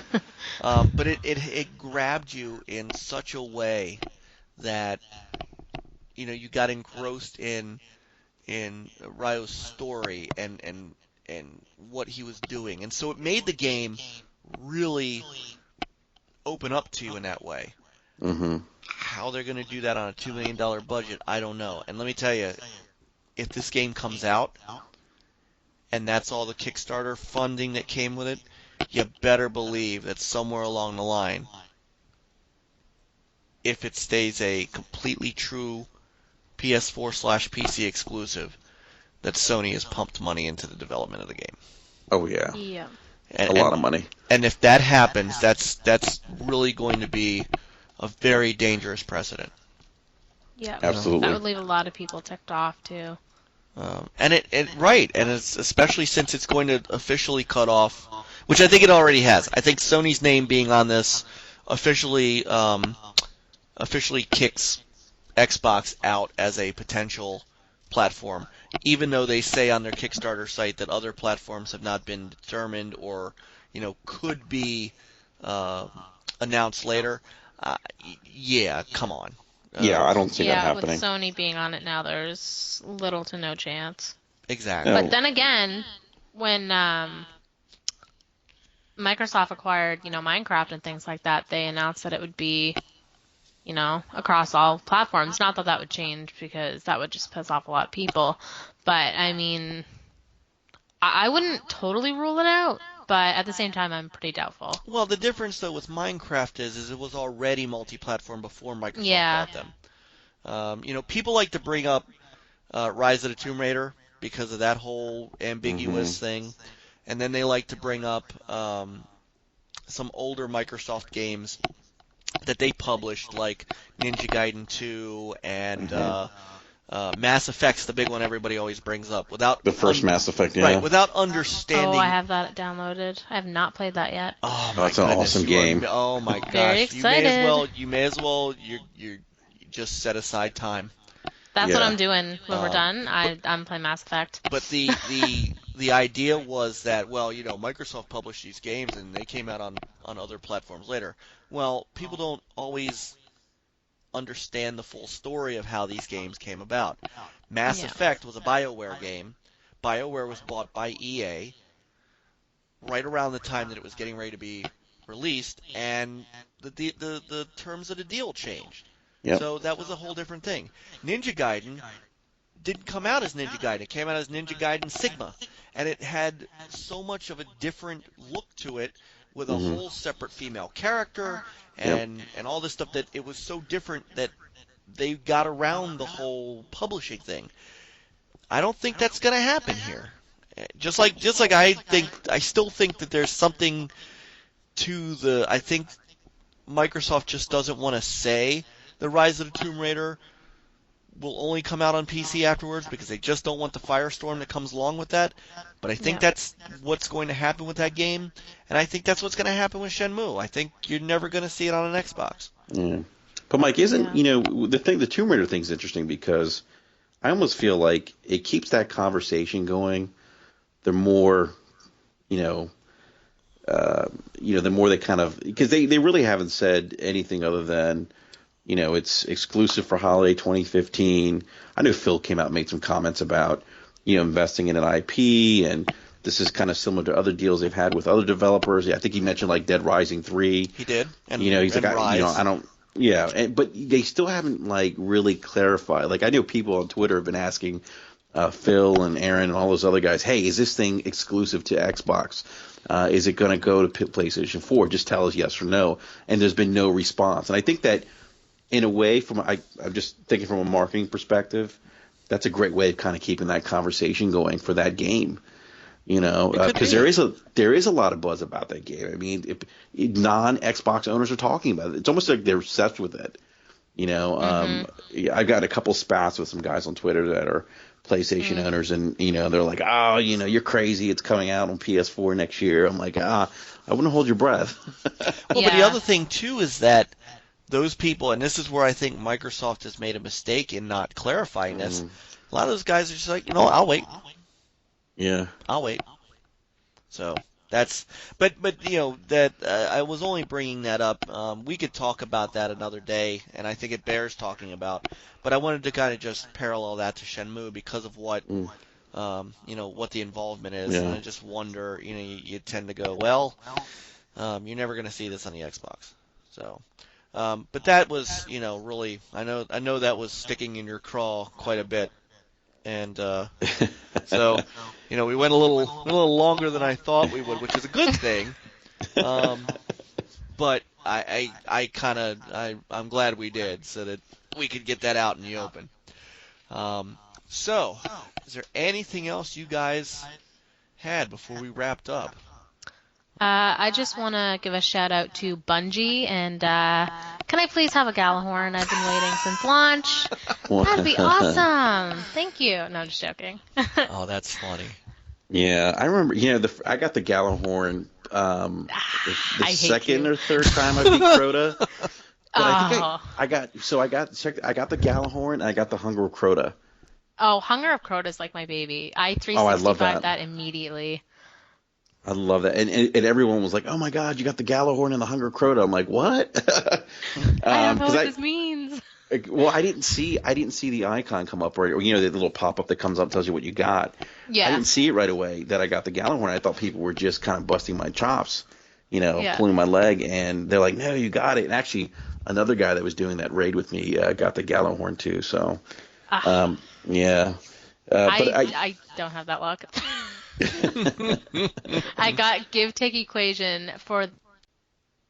Yeah, I've gotten give take equation so many times. I'm just like, can I please have Galahorn? Like for my birthday a couple weeks ago, I did a Vogue hard run, and I got Fatebringer, which has been on my list forever. You just got and the I got Fatebringer? Icebreaker. I literally just got Fatebringer. Like, does that say anything about my luck? That and Icebreaker. Yeah, I got those two. So the Icebreaker's a must-have. Oh, it's amazing. I didn't think I'd like it, but regenning I'd ammo, love it. yes. Oh yeah. And the non-Destiny guy has no idea what the two of you are talking about. That is Oh, okay. I'm That's like telling you, everyone in my Mike, life. it's that is part of like the addictive nature or quality of Destiny is that Yeah. these weapons. And I remember trying to get a Galahorn, and I was, oh my god, I was like playing every day, and I started doing, I first started out with one character, and I told myself I'm not going to do more than one.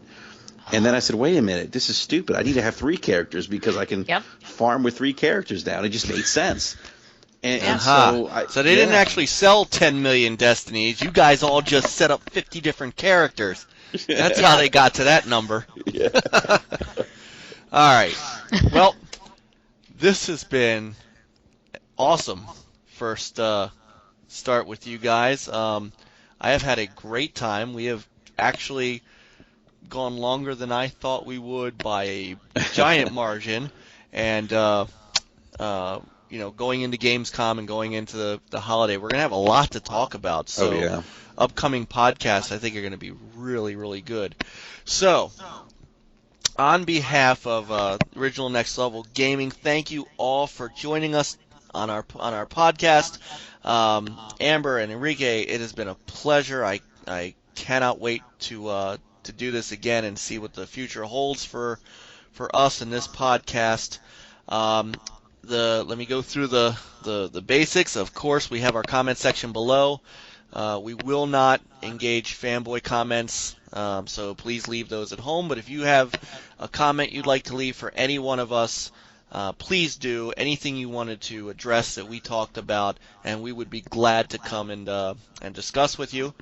Follow us on Twitter at OG_NL Gaming. And of course, please subscribe to our YouTube channel. We're going to have, of course, many more podcasts in the future, and I'll continue to be bringing you some videos of. We have some stuff coming up for the Windows 10 launch and things like that.